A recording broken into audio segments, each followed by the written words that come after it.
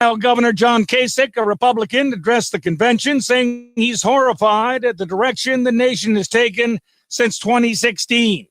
The president was campaigning in the Midwest battleground states. In Oshkosh, Wisconsin, Trump asked supporters if they wanted to be ruled by a left-wing mob. The Food and Drug Administration has issued an alert to doctors and laboratories, warning that potential accuracy issues with a widely used COVID test could provide false results for patients. This is ABC News. Ahead of his trip to Iowa today, President Trump has issued an emergency declaration for the state, ripped last Monday by a derecho that caused millions of dollars in crop damage, caused power outages that still haven't been restored. Residents are reeling in their seventh day of misery. About 70,000 customers are still without power. These senior living facility residents suffering in the dark and stifling summer heat. I was told by 3 different people in the police department 3 weeks without electricity. Last Monday's powerful derecho leaving a trail of destruction, 100-mile-per-hour winds, uprooting trees, toppling power lines, and damaging more than 8,000 homes. That's ABC's Alex Perez. Another big name in tech is entering the race to buy TikTok. The Financial Times says software company Oracle has had preliminary talks to buy TikTok's operations in several countries, including the U.S. I'm Tom Rivers, ABC News. How much money would you like to save just by doing something you're already doing? How about 40%? With Allstate, safe drivers can save 40% just by doing something they're already doing. Driving safe. That's right, 40% just by driving safe. Visit Allstate.com or call a local agent for a quote today and see just how much you can save when you drive safe with Allstate. Not available in every state. Savings vary based on DriveWise and other safe driving discounts. Subject to terms, conditions, and availability. Allstate Fire and Casualty Insurance Company and affiliates, Smoothbrook, Illinois. Microban 24 protects against Staphylococcus aureus and Enterobacter aerogenes bacteria, but does not provide 24-hour protection against viruses. Every time you touch a surface, you leave behind bacteria. To keep surfaces sanitized all day, use Microban 24. Spray on hard surfaces to kill 99.9% of viruses and bacteria initially. Once dry, Microban 24 is effective for 24 hours on bacteria when used as directed. Microban 24 sanitizing spray, bathroom, and multi-surface cleaner. I'm CBS 13's Katie Sampson with a news update on Legacy 1160 WSKW. Happening today, U.S. Senate hopeful Sarah Gideon will be holding a press conference with Maine postal workers to discuss the changes being made at the U.S. Postal Service. This comes as USPS warned all 50 states it can't guarantee that all mail-in ballots will arrive in time to be counted for the upcoming election. The conference starts at 7:30 this morning. Also today, Trump Victory is holding a Second Amendment rally at the Maine State House. The chair of Maine's Republican Party will be speaking at the event. It starts at 11:30 this morning. Maine will start offering electronic absentee ballots for voters who are visually impaired. The Press Herald reports this comes after some voters sued the state and several municipalities in June. The Secretary of State says voters who are visually impaired will be able to use electronic absentee ballots in the November election and beyond. His office plans to launch its new accessible voting system next month. The state's government website is also making it easier for all voters to request absentee ballots. Now, any registered voter in Maine can request an absentee ballot online. Maine's Elections Division organized it to make the options easier to understand. When the request is accepted, municipal clerks will send out ballots by mail starting in October. Voters must submit their requests for ballots at least 3 business days before the election day. In sports, the Yankees beat the Red Sox 6-3 yesterday. The Red Sox have a game tonight against the Phillies at 7:30. The Celtics beat the Philadelphia 76ers 109-101. Game 2 is tomorrow night. And the Bruins beat the Carolina Hurricanes 4-3 in Game 4. I'm CBS 13's Katie Sampson on Legacy 1160 WSKW. Take it to Moody's. Take it to Moody's Collision Center. If your car is a wreck and you don't know where to go, take it to Moody's. You want to get on with your life, get on with the show, take it to Moody's.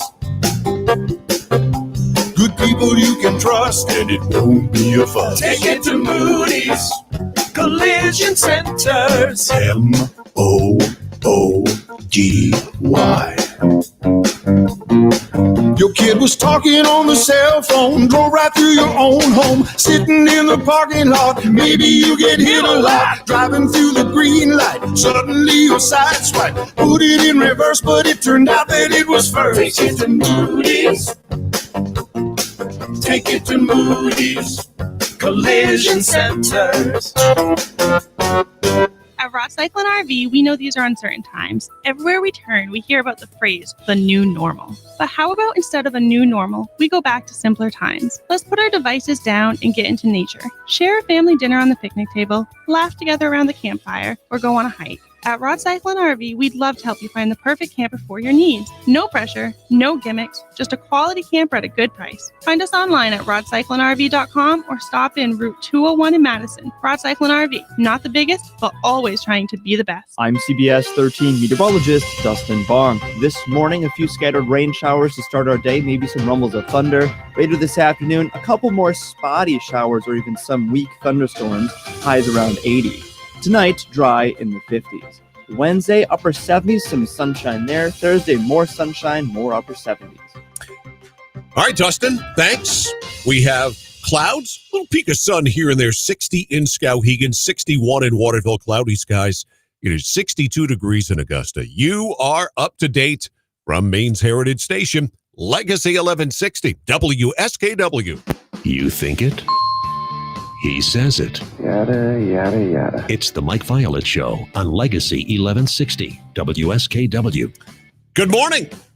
Welcome, 6:09. The Mike Violet Show officially in progress for this Tuesday, August 18th, 2020. As always, the show is brought to you by Kennebec Electric and Lighting. Contact them for all your electric and lighting servicing needs, including expert installations and repairs. Number 861-7028. Also go online, find them at KennebecElectric.com. Our live stream audio and video at Legacy1160.com is brought to you by the Harry J. Smith Company, Sanger Avenue in Waterville, and our Facebook Live audio and video brought to you by Moody's Collision Center. It is 6:09. Did I say that? All right. Let's make sure. Reinforce 6:09. It is August 18th, 2020. Busy program here for you this morning. We have 3 guests, and I think we will hit a lot of very important topics here this morning, starting off with Jim Libby. Jim's going to join us coming up at 7:08. Jim has pretty much done it all. He's played high school sports and coached it. He's played college sports and coached it. He is a professor at both Thomas College and Colby College in Waterville, and I don't think anybody is any more qualified to talk about kids not only going back to school in these coronavirus times, but also playing sports as well. He wrote a letter to the Maine Principals Association, and he will talk to us about it coming up at 7:08 this morning. 8:08, Michael Shepard, political editor of the Bangor Daily News, all things politics. And 8:38, Maine's best political columnist, Al Diamond, just because. And Al and I will shoot the bull on a lot of things this morning. So busy day. You know the drill. Let's get cracking. Hashtag what? They didn't really say that, did they? Even while I was on vacation, I woke up in the middle of the night at 3:30 in the morning, just concerned about climate change. It's hashtags and hot takes on the Mike Violet Show on Legacy 1160, WSKW. Item number 1, by the way, more from AOC later in the sound segment, but item number 1 this morning is the former First Lady of the United States, Michelle Obama, delivering a passionate condemnation of her husband's successor last night on night 1 of the virtual reality, in more ways than one, Democratic National Convention. Let's get a recap of Mrs. Obama's speech from ABC News. House Speaker Nancy Pelosi taking the dramatic step of calling... That's the wrong one. Here we go. Let's get a recap of the First Lady's speech from ABC. Wearing a necklace that read, "Vote former First Lady Michelle Obama," coming out with a bitter critique of President Trump. You simply cannot fake your way through this job. As I've said before, being president doesn't change who you are. It reveals who you are. Mrs. Obama is saying she understands some people won't listen to what she says. We live in a nation that is deeply divided, and I am a Black woman speaking at the Democratic Convention. She said things can get worse if changes aren't made in this election. Alex Stone, ABC News, Wilmington, Delaware. Now, obviously, I disagree with virtually everything. No, let me rephrase. I disagree with everything that Michelle Obama said last night in her speech. But I will say this about Mrs. Obama. She does what she did last night really, really well. She came across as likable. She came across as rational and reasonable. Now, the thoughts that she said, I don't think there's much rationality and reason behind many of them, but she delivers them very, very effectively, and she comes across as somebody who I think is very relatable. Now, I happen to disagree with her defense of Joe Biden and so forth and so on, talking about, there I go. I know I said it again. I'm not supposed to say that. I'm trying to stop saying and so forth and so on. But she said Donald Trump is wrong and the wrong president for our country. He cannot meet this moment. He simply cannot be who we need him to be for us. Well, I'll tell you, you know how I feel about Donald Trump if you listen to the show regularly. You go to Donald Trump for certain things.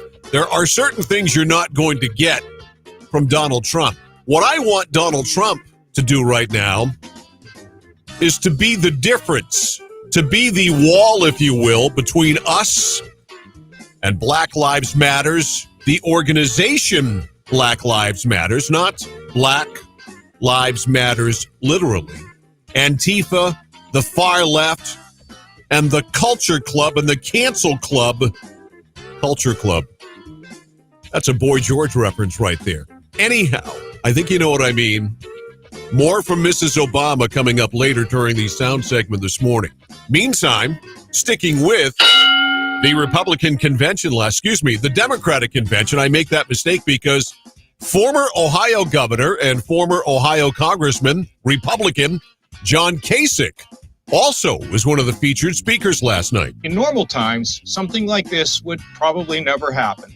But these are not normal times.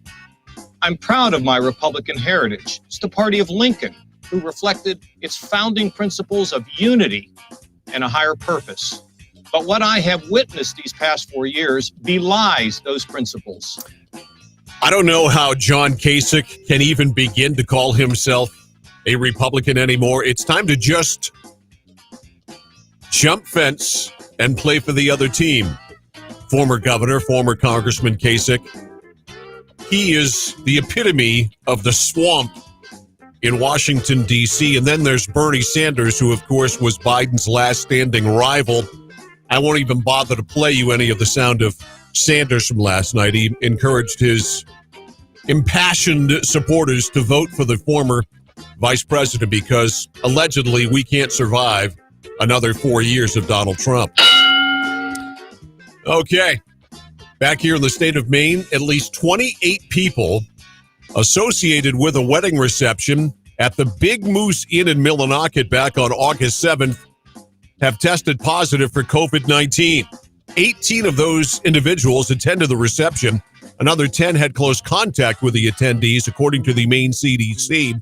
All of them are Maine residents. The CDC said yesterday that they continue to conduct case investigations and contact tracing for guest staff and people who potentially come in close contact with confirmed cases during and after the event. Anybody who was at the Big Moose Inn on August 7th and has COVID symptoms should get in touch with their healthcare provider before seeking medical care. Now, apparently, about 65 people went to this event. Wasn't clear if the reception was held inside or outside.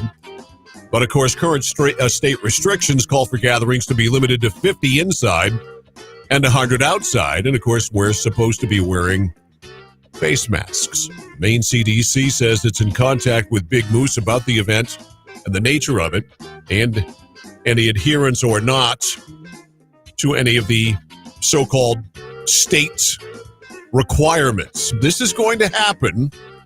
Hopefully, those people who have come down and have confirmed cases of COVID-19 that are the direct result of going to the Big Moose Inn are going to be okay. Hopefully it's a crowd of young people and they'll be able to beat this back pretty easily. Now, as far as the other numbers are concerned, from coronavirus yesterday, 24 new cases, no new deaths. Active cases, 432. The total number of deaths remaining, at 127. So this outbreak, obviously up in Millinocket, concerning, and hopefully we'd have no deaths as a result of it. And we'll have more on the coronavirus coming up later on as well during the sound segment, because I've got some sound from last night from Andrew Cuomo that is purely beyond belief.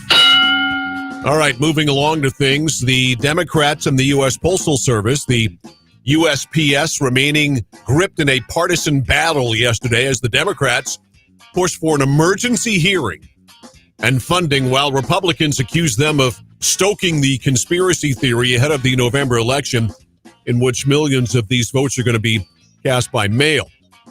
The Postmaster General, Louis DeJoy, did agree to testify next week before the House Committee on Oversight and Reform about the sweeping operational changes that have led to mail delivery delays across the country and raised concerns among elected officials and the voters.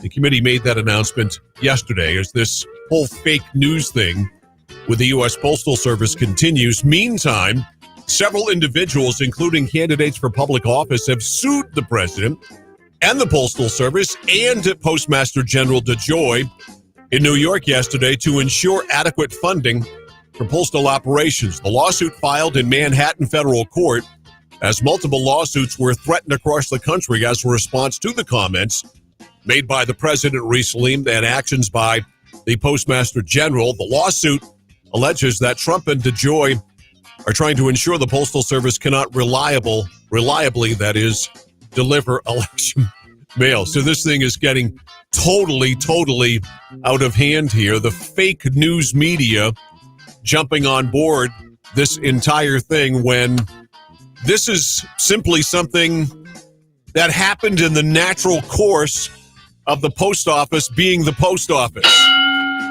All right, later on this morning at 7:08, we're going to talk to Jim Libby about the Maine Principals Association and going back not only to school, but not more importantly, but almost as importantly, playing sports. Story in a paper this morning highlighting a bunch of Maine high school athletes who are asking the parents, the administrators, anybody who will listen, to let us play sports in the fall. Subheadline, some feel their voices have not been heard by decision makers. I'll bet that's true.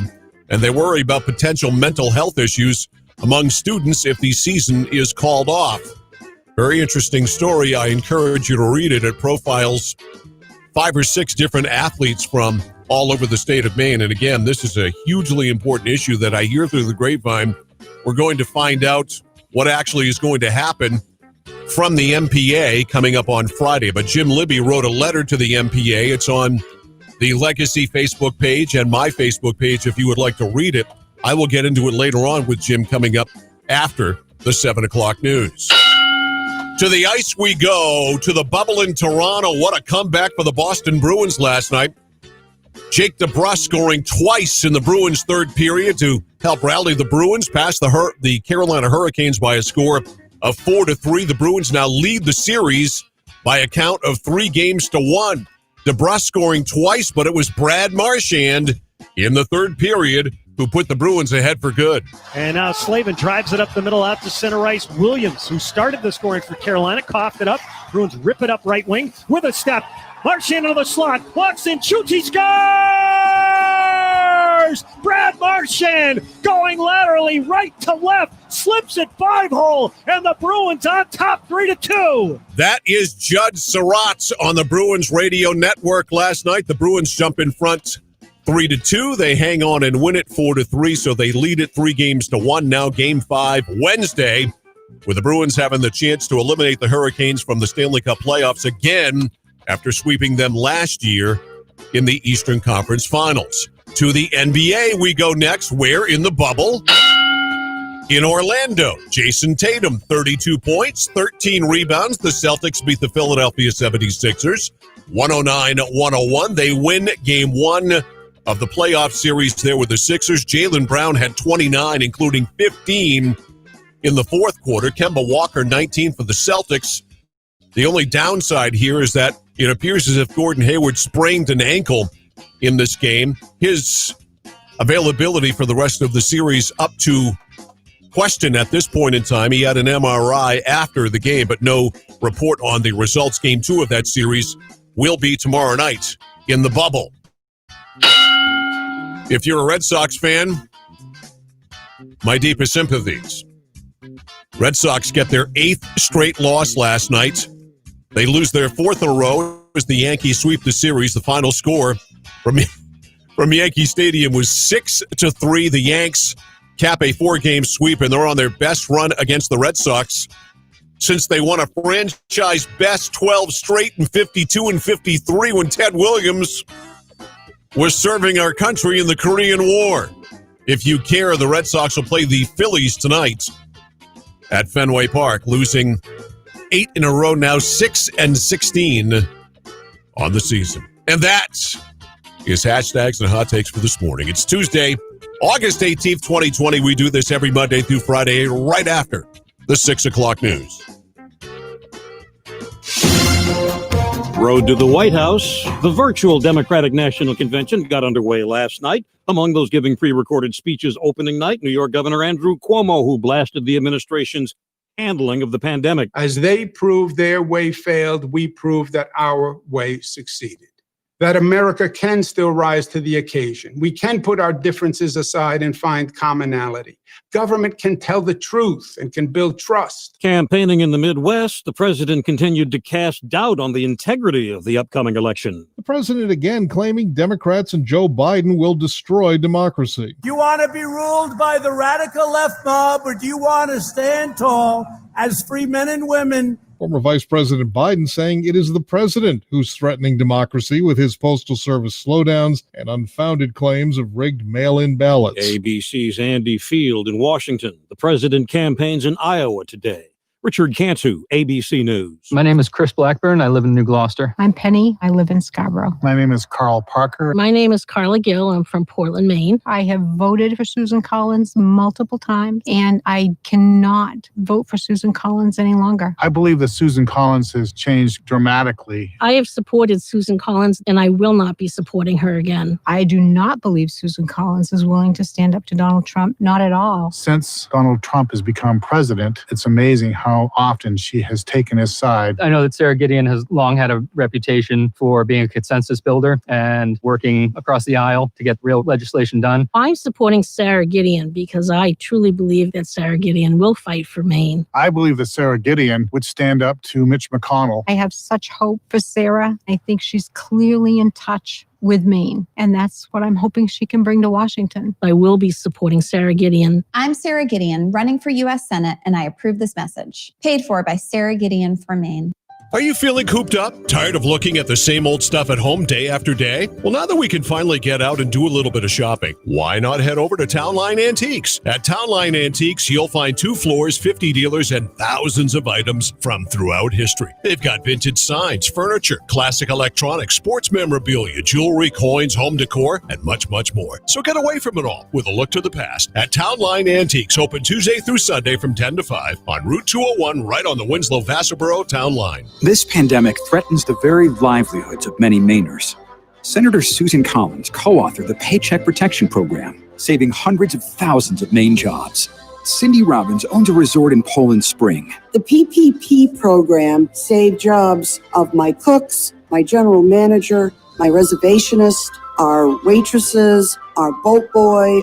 Susan Collins' program got us through a very tough time. Now, as co-sponsor of S4321, Senator Collins is working to expand small business federal relief and save even more jobs. Stacey Morrison runs a construction company in Augusta. I'm confident that if my business needs more help, Senator Susan Collins will be there for us. Call Senator Collins at 207-780-3575. Urge her to pass S4321, the Continuing Small Business Recovery and Paycheck Protection Program Act. Provide more small business relief. Keep fighting for Maine jobs. Paid for by One Nation. www.onenationamerica.org. 627, good morning. Welcome in. I am Mike Violet. This is the Mike Violet Show. Legacy 1160 WSKW. The show is brought to you by Kennebec Electric and Lighting. 861-7028. Find them online. KennebecElectric.com. 6 hours of live local talk here. Every single weekday we do it. From 6 until noon. I'm here 6 to 9 every day. John James and his Freedom Pep Rally coming up this morning at 9 until noon. Busy show today. Jim Libby. Jim ran for governor, served in the Maine legislature, is currently a professor at Colby College and a professor. Boy, you got two professor hats there and a professor at Thomas College. That's a busy day. At least they're in the same town. Coached varsity basketball at Gorham High School, coached men's basketball at Thomas College, has been a high school administrator, a college professor. He's seen sports and academics from all sides, and I think has a unique perspective as to whether or not kids ought to go back to school. And his letter that he wrote to the MPA is posted on my Facebook page and also on the Legacy Facebook page, and I certainly encourage you to go and read it. Jim's on with us at 7:08 talking about the letter and what he thinks may happen with the MPA coming up this morning on the program. 8:08, Michael Shepard, political editor of the Bangor Daily News. Self-explanatory. We'll be talking politics there. 8:38, we'll be talking politics with the great political columnist Al Diamond. You read him in the Daily Bulldog. Read him in the Forecaster. Some outdoor journal, too. I can't remember. I'll have to look that up. Al's with us at 8:38. Coming up, we'll get a real news update from CBS 13's Katie Sampson in for Jeff. Lexi O'Connor is off, so CBS 13 meteorologist Dustin Bonk will have the forecast. Sound segment on the other side. Mrs. Obama and AOC featured this morning. I'm Mike Violet on Legacy 1160 WSKW. I'm CBS 13's Katie Sampson with a news update on Legacy 1160 WSKW. Happening today, U.S. Senate hopeful Sarah Gideon will be holding a press conference with Maine postal workers to discuss the changes being made at the U.S. Postal Service. This comes as USPS warned all 50 states it can't guarantee that all mail-in ballots will arrive in time to be counted for the upcoming election. The conference starts at 7:30 this morning. Also today, Trump Victory is holding a Second Amendment rally at the Maine State House. The chair of Maine's Republican Party will be speaking at the event. It starts at 11:30 this morning. Maine will start offering electronic absentee ballots for voters who are visually impaired. The Press Herald reports this comes after some voters sued the state and several municipalities in June. The Secretary of State says voters who are visually impaired will be able to use electronic absentee ballots in the November election and beyond. His office plans to launch its new accessible voting system next month. The state's government website is also making it easier for all voters to request absentee ballots. Now, any registered voter in Maine can request an absentee ballot online. Maine's Elections Division organized it to make the options easier to understand. When the request is accepted, municipal clerks will send out ballots by mail starting in October. Voters must submit their requests for ballots at least 3 business days before the election day. In sports, the Yankees beat the Red Sox 6-3 yesterday. The Red Sox have a game tonight against the Phillies at 7:30. The Celtics beat the Philadelphia 76ers 109-101. Game 2 is tomorrow night. And the Bruins beat the Carolina Hurricanes 4-3 in Game 4. I'm CBS 13's Katie Sampson on Legacy 1160 WSKW. You can spread grass seed, you can water it every day, and you can cover it with hay. But if you're not addressing the real reason your lawn won't grow, all of these solutions are only temporary at best. One of the biggest mistakes people make when trying to grow their lawn is to think that the issues are only on the surface. But when you contact Central Maine Hydro Seeding to handle it, they put their years of experience and knowledge to work for you, ensuring that you have the best chance to have a healthy lawn for years. They do this by approaching the entire ecosystem. They start by adding nutrients and amendments that healthy lawns require, regenerating the soil before their seed mix is even applied. And they end the process by leaving you with lots of great information on how to keep your lawn thriving, especially in that first risky winter season. Don't wait to get started. Contact them to get a free estimate today at centralmainehydroseeding.com. Again, that's centralmainehydroseeding.com, or call them at 465-2250. That's 465-2250. Central Maine Hydro Seeding, helping people grow a beautiful lawn. Take it to Moody's. Take it to Moody's Collision Center. If your car is a wreck and you don't know where to go, take it to Moody's. get on with the show. Take it to Moody's. Good people you can trust, and it won't be a fuss. Take it to Moody's Collision Centers. MOODY. Your kid was talking on the cell phone, drove right through your own home, sitting in the parking lot. Maybe you get hit a lot, driving through the green light. Suddenly your side swipe, put it in reverse, but it turned out that it was first. Take it to Moody's. Take it to Moody's Collision Centers. I'm CBS 13 meteorologist Dustin Barn. This morning, a few scattered rain showers to start our day, maybe some rumbles of thunder. Later this afternoon, a couple more spotty showers or even some weak thunderstorms, highs around 80. Tonight, dry in the 50s. Wednesday, upper 70s, some sunshine there. Thursday, more sunshine, more upper 70s. Okay, thanks very much, Dustin. Right now we have cloudy skies, 60 in Skowhegan, 62 in Waterville, 62 in Augusta. You are up to date from Legacy 1160 WSKW. His mediocre high school academic achievements have prepared him nicely for a career in radio. Fat, drunk, and stupid is no way to go through life, son. It's the Mike Violet Show on Legacy 1160 WSKW. A pleasant good morning, 6:34. Thanks for being with me. Mike Violet here, Tuesday, August 18th, 2020. Show's brought to you by Kennebec Electric and Lighting. Call them 861-7028 online, KennebecElectric.com. Legacy1160.com is where you can find our live audio and video stream brought to you by the Harry J. Smith Company. We're on Facebook Live, Morning Facebookers.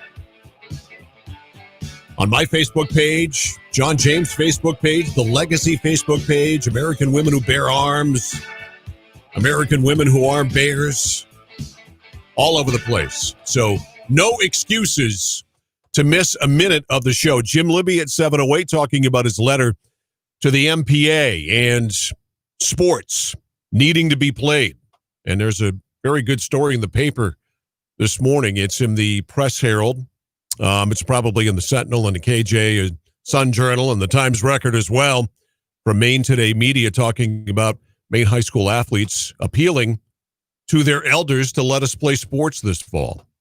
So that is a very impassioned plea there from these young people. And the story says some answers come as early as today when the Maine Principals Association's Interscholastic Management Committee has a meeting. But even if the MPA gives a clear go-ahead for athletics, local school districts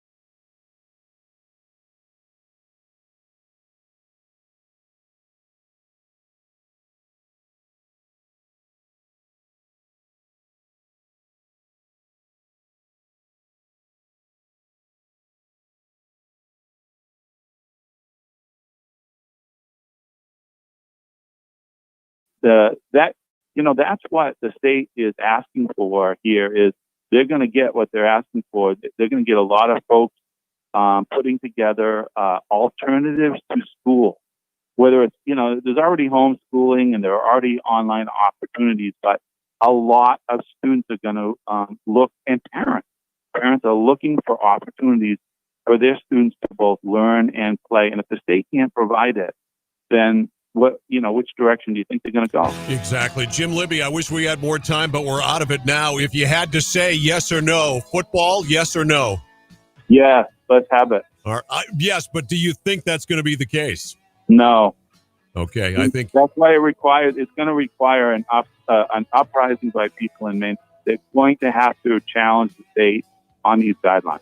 Jim Libby, thanks for the time as always, my friend. Great to talk to you after all these years. We'll do it again sometime. Thank you, Mike. Take care. You too. Jim Libby. You heard him. We ought to play, but I think the prevailing thought as time goes on here, more and more, is we're not going to. 7:28. More on this coming up on the other side. We'll break for news. I'm Mike Violet on Legacy 1160 WSKW.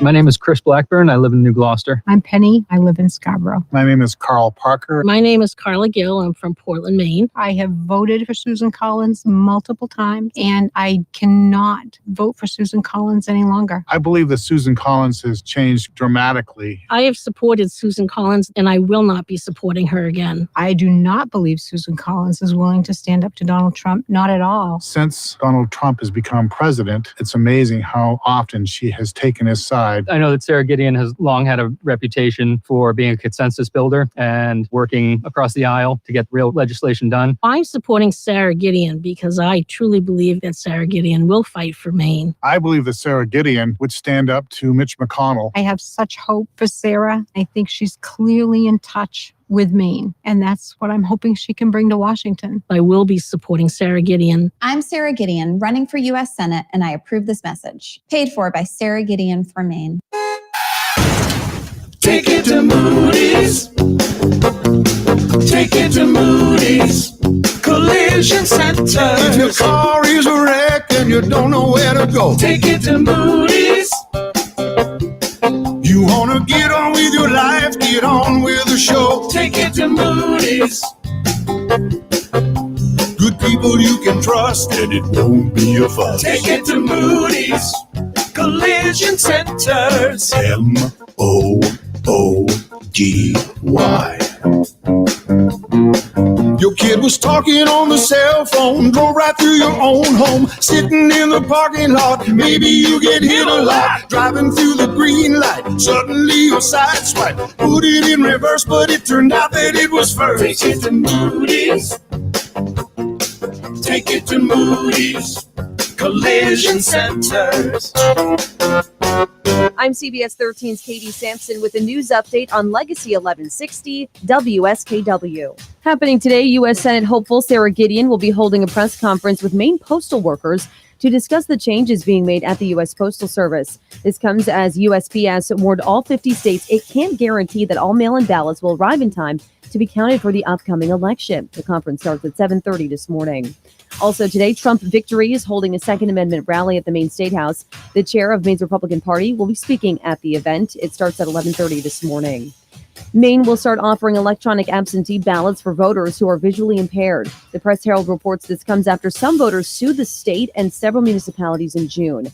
The Secretary of State says voters who are visually impaired will be able to use electronic absentee ballots in the November election and beyond. His office plans to launch its new accessible voting system next month. The state's government website is also making it easier for all voters to request absentee ballots. Now, any registered voter in Maine can request an absentee ballot online. Maine's Elections Division organized it to make the options easier to understand. When the request is accepted, municipal clerks will send out ballots by mail starting in October. Voters must submit their requests for ballots at least 3 business days before the election day. In sports, the Yankees beat the Red Sox 6-3 yesterday. The Red Sox have a game tonight against the Phillies at 7:30. The Celtics beat the Philadelphia 76ers 109-101. Game 2 is tomorrow night. And the Bruins beat the Carolina Hurricanes 4-3 in Game 4. I'm CBS 13's Katie Sampson on Legacy 1160 WSKW. This pandemic threatens the very livelihoods of many Mainers. Senator Susan Collins co-authored the Paycheck Protection Program, saving hundreds of thousands of Maine jobs. Cindy Robbins owns a resort in Poland Spring. The PPP program saved jobs of my cooks, my general manager, my reservationist, our waitresses, our boat boy. Susan Collins' program got us through a very tough time. Now, as co-sponsor of S4321, Senator Collins is working to expand small business federal relief and save even more jobs. Stacey Morrison runs a construction company in Augusta. I'm confident that if my business needs more help, Senator Susan Collins will be there for us. Call Senator Collins at 207-780-3575. Urge her to pass S4321, the Continuing Small Business Recovery and Paycheck Protection Program Act. Provide more small business relief. Keep fighting for Maine jobs. Paid for by One Nation. www.onenationamerica.org.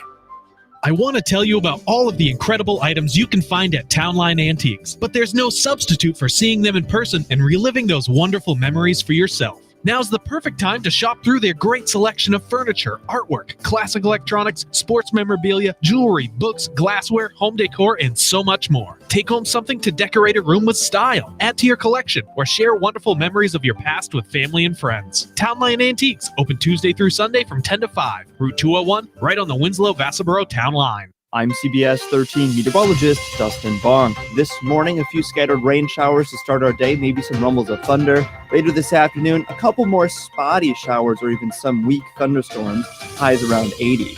Tonight, dry in the 50s. Wednesday, upper 70s, some sunshine there. Thursday, more sunshine, more upper 70s. Okay, thanks, Dustin.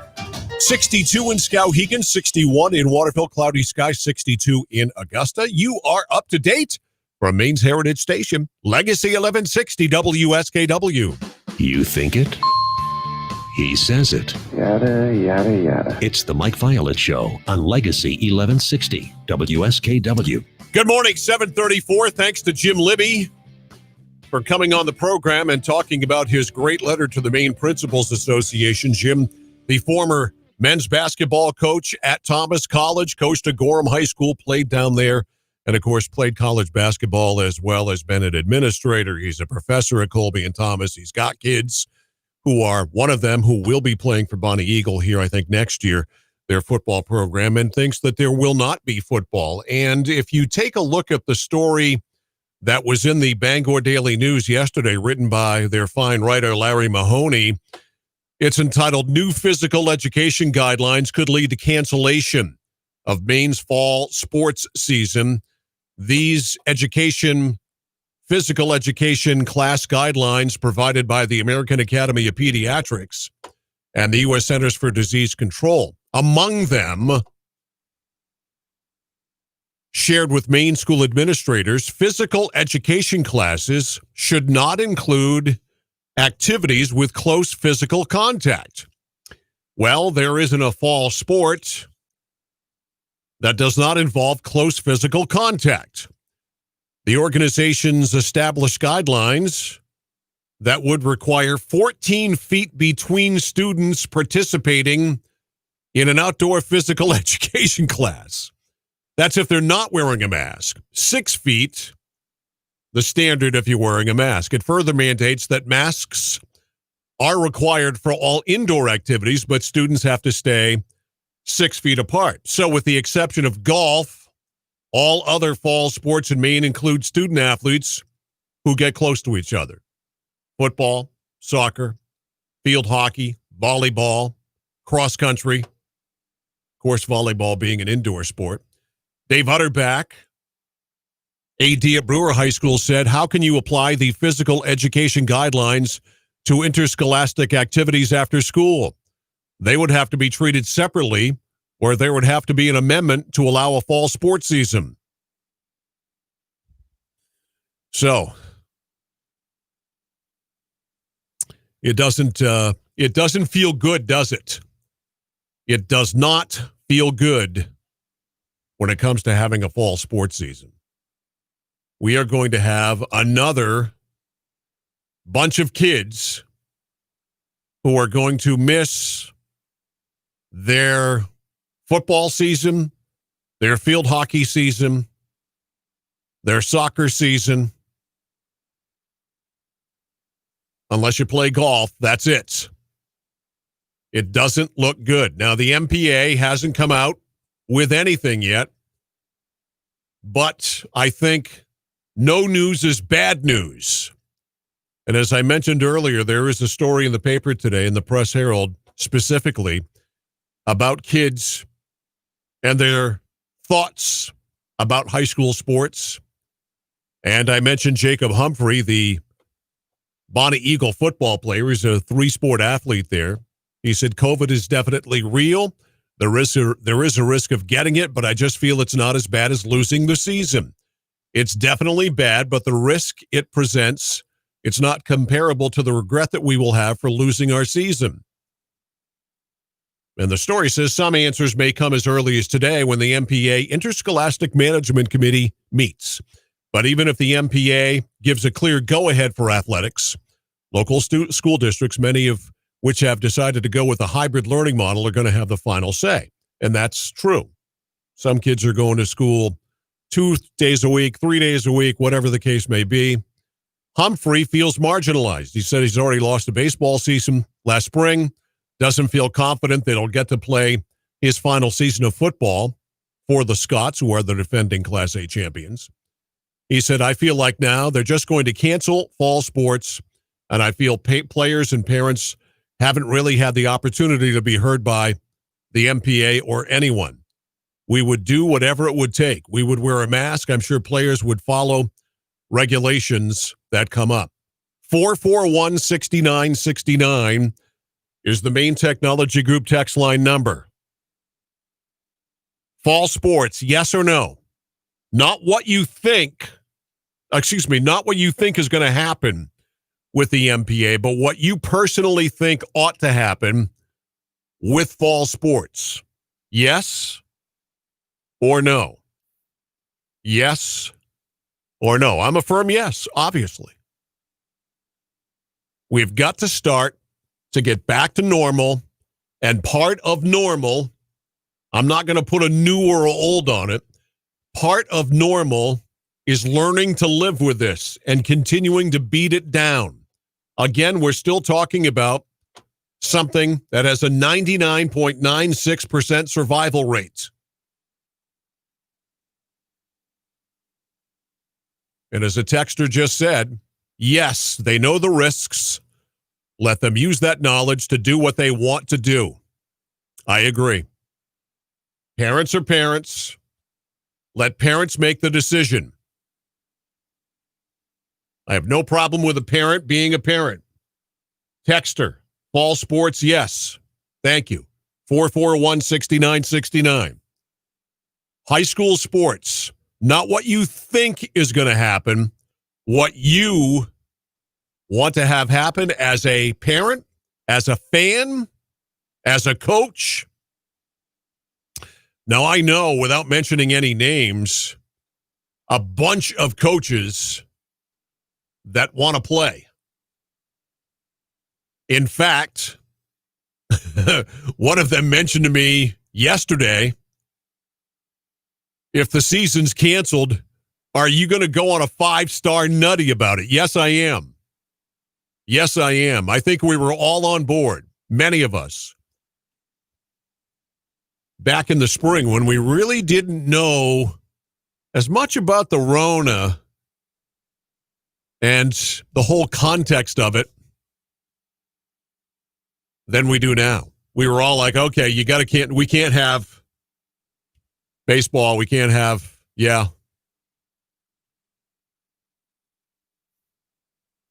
we can't do any, that's it. We're all on board with canceling all this. Okay. And we canceled. And we canceled all their graduations and all of their end of year stuff because we were told it was the right thing. Now, we know what we know. We were told that we were supposed to do this, flatten the curve, don't allow the healthcare system to be absolutely inundated. We don't want to run it into the ground. We did that. It's not. Unless you were Andrew Cuomo. Then you were allowed to run it into the ground and then take a victory lap afterwards. Texter says, yes, sports should be played. What is a fact that students involved in sports perform better academically?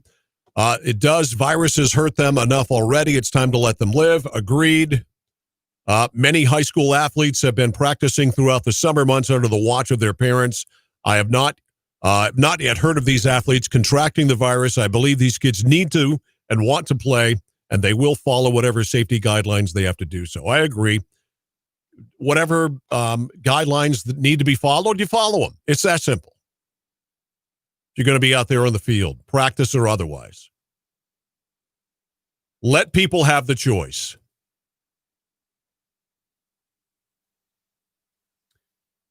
Let's see. Text line 441-6969. Let's see here what I got.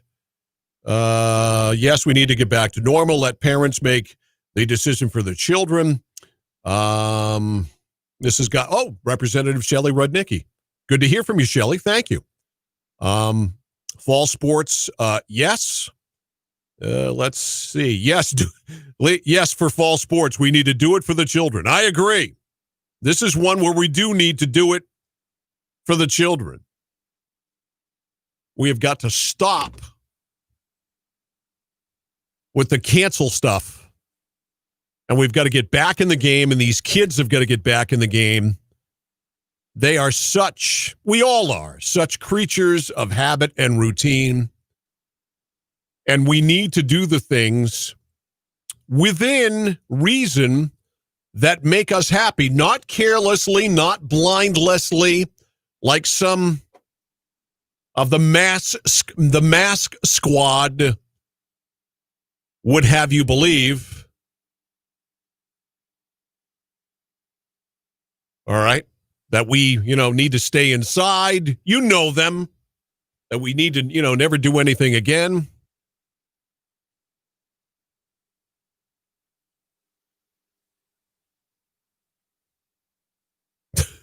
I'm sorry. I'm trying to multitask and read some of your texts. Some of them I can read. Some of them I can't read. It's this is all in the MPA's hands right now. They've as Jim Libby said, they've got to ask for an updated risk assessment. They're far too cautious and careful an organization to do anything other than what they're told to do. Look, the MPA is not going to make this call. This is not going to be their call. This is going to be the governor's call, Dr. Shaw's call, and Jim Libby mentioned it, Dr. Dora Ann Mills. It's a Mills family call. They're the ones who are going to decide if we have sports this fall. And as hard as it was last spring to drive by fields, wherever you go, baseball diamonds just sitting there, lacrosse fields just sitting there at Colby. Texter says, 441-6969, I would love some fall sports. Me too. They're going to play, obviously, in the NFL. Now, I know it's apples and oranges. It's apples and manhole covers to compare the NFL and high school football. But maybe not so much. They're not going to be in a bubble in the NFL. And, of course, being out of the bubble, as we have seen with some being out of the bubble, baseball is sort of out of the bubble, but they're kind of in a bubble. But football definitely not going to be in a bubble. And what happened? And the NFL's had 6 months to observe everything going down here and try to get this whole thing down as perfectly as they possibly can within reason. But if they can play professional football, and do play professional football, why can't we have high school soccer? Why can't we have high school field hockey? And again, at some point, and it's better sooner than later that we do this, at some point, we are going to have to begin living with the coronavirus and COVID-19. It is not going to be something that magically goes away. That's not going to make it go away. I Dream of Jeannie, old reference here, can't blink and make it go away. Elizabeth Montgomery can't twiddle her nose or whatever she did and make it go away. You can't snap your fingers, which I can't do anymore, and make it go away. We've got to deal with it. It's got to be dealt with. And the only way to deal with it is to live your life as you have lived it, and we need to beat it down. And even at this point in time, right now, at 7:48 a.m. on August 8th, 2020, we have a 99.96 survival rate. To not get back in the game and let these kids play sports is foolish. It's a tremendous disservice to them and society in general. The scientific facts say that that's the case. But we are in the middle of Scare Season 101. 7:49. I'm Mike Violet. This is the Mike Violet Show. Coming up after the 8 o'clock news, Michael Shepard, political editor of the Bangor Daily News, next hour at 8:38. Al Diamond, the political columnist from the Daily Bulldog, and more. That is all on the way. Mike Violet here, Legacy 1160 WSKW.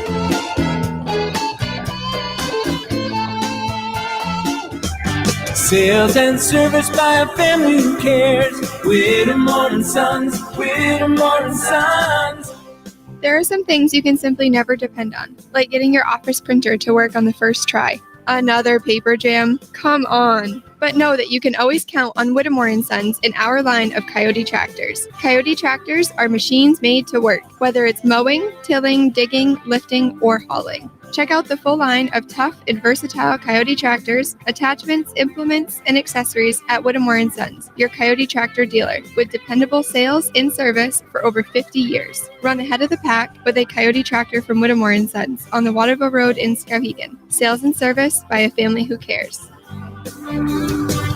From work to fun, we'll help you get it done. Whittemore & Sons. Outdoor power equipment. My name is Chris Blackburn. I live in New Gloucester. I'm Penny. I live in Scarborough. My name is Carl Parker. My name is Carla Gill. I'm from Portland, Maine. I have voted for Susan Collins multiple times, and I cannot vote for Susan Collins any longer. I believe that Susan Collins has changed dramatically. I have supported Susan Collins, and I will not be supporting her again. I do not believe Susan Collins is willing to stand up to Donald Trump. Not at all. Since Donald Trump has become president, it's amazing how often she has taken his side. I know that Sarah Gideon has long had a reputation for being a consensus builder and working across the aisle to get real legislation done. I'm supporting Sarah Gideon because I truly believe that Sarah Gideon will fight for Maine. I believe that Sarah Gideon would stand up to Mitch McConnell. I have such hope for Sarah. I think she's clearly in touch with Maine, and that's what I'm hoping she can bring to Washington. I will be supporting Sarah Gideon. I'm Sarah Gideon, running for U.S. Senate, and I approve this message. Paid for by Sarah Gideon for Maine. Hi, it's Joey Joseph from Colebrook Mitsubishi in Skowhegan.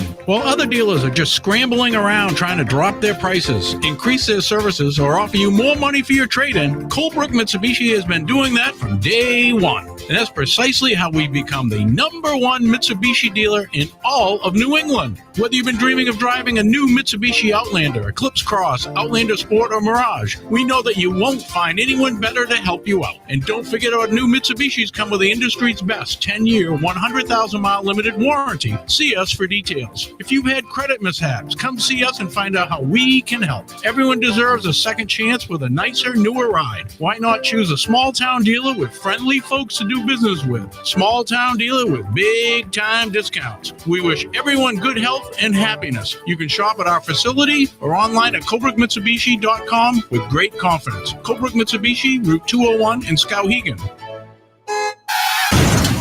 Take it to Moody's. Take it to Moody's Collision Center. If your car is a wreck and you don't know where to go, take it to Moody's. You want to get on with your life, get on with the show. Take it to Moody's. Good people you can trust and it won't be a fuss. Take it to Moody's Collision Centers. MOODY. Your kid was talking on the cell phone, drove right through your own home, sitting in the parking lot. Maybe you get hit a lot, driving through the green light. Suddenly your side swipe, put it in reverse, but it turned out that it was first. Take it to Moody's. Take it to Moody's Collision Centers. I want to tell you about the incredible items you can find at Townline Antiques, but there's no match for seeing them in person and reliving those wonderful memories for yourself. Now is the perfect time to shop through their great selection of furniture, artwork, classic electronics, sports memorabilia, jewelry, books, glassware, home decor, and so much more. Take home a little something to decorate a room with style, add to your collection, or share a wonderful memory of your past with friends and family. Townline Antiques open Tuesday through Sunday from 10 to 5, Route 201, right on the Winslow-Vassalboro Town Line.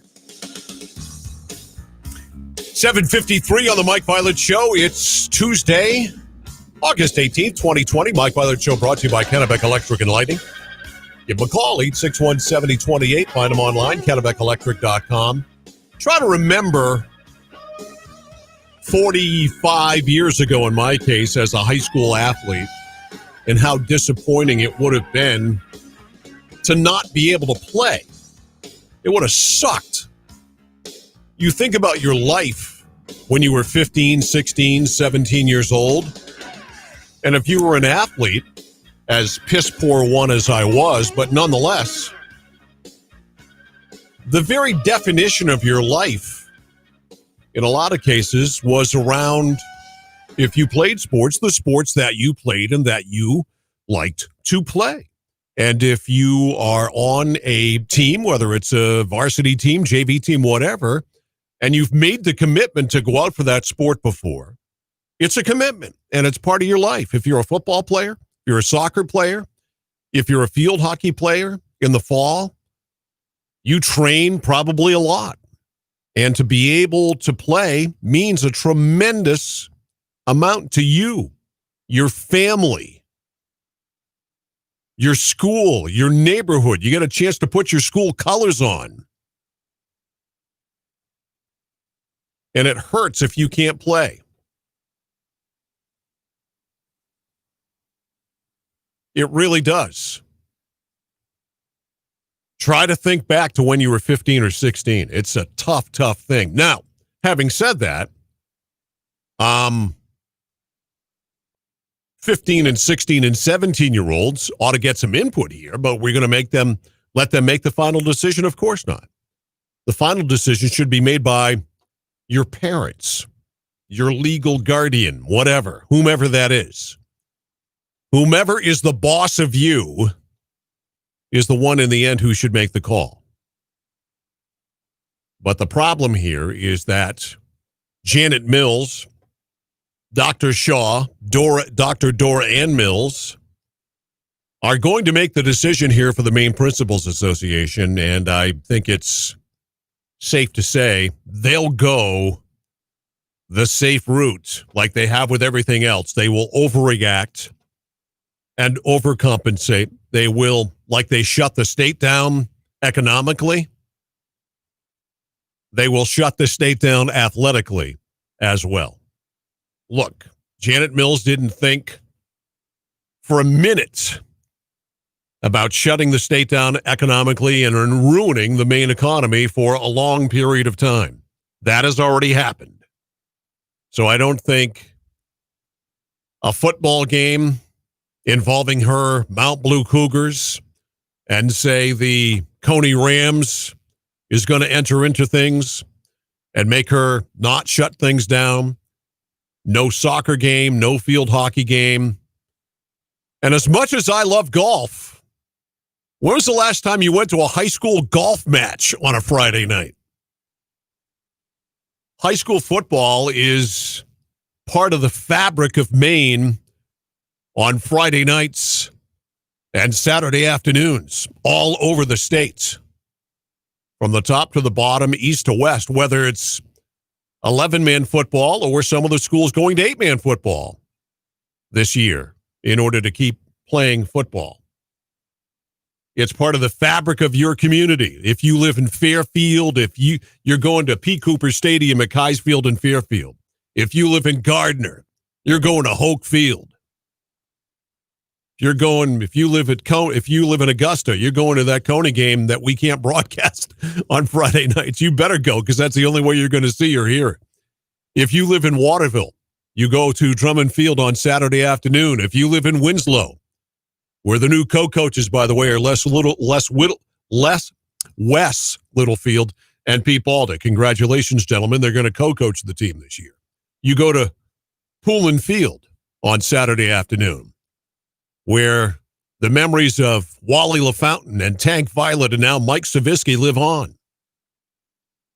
Or any other school that you go to where they play football. Skowhegan, with a tremendous football tradition. Madison. Football is part of the fabric, and soccer is too. I'm not the biggest soccer fan, you know that. But we have great girls and boys soccer programs, and man, do we have great field hockey programs in this area here in central Maine. Whether it's Skowhegan, whether it's Messalonskee, whether it's Winslow. Great field hockey and soccer programs. And I hope to hell that all of those boys and girls, those young men and women, get to go out and play their game this fall. I just don't have a great feeling about it, though. I've never wanted to be more wrong.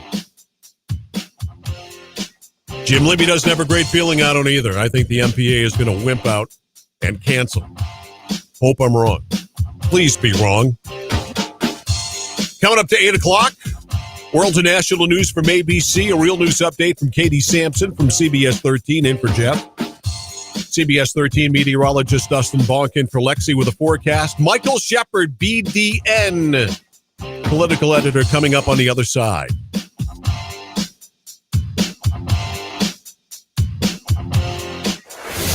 From the Home Auto Group Studios, Farmington Ford and Franklin Chrysler in Farmington. This is WSKW, Skowhegan, Augusta, Waterville, Legacy 1160.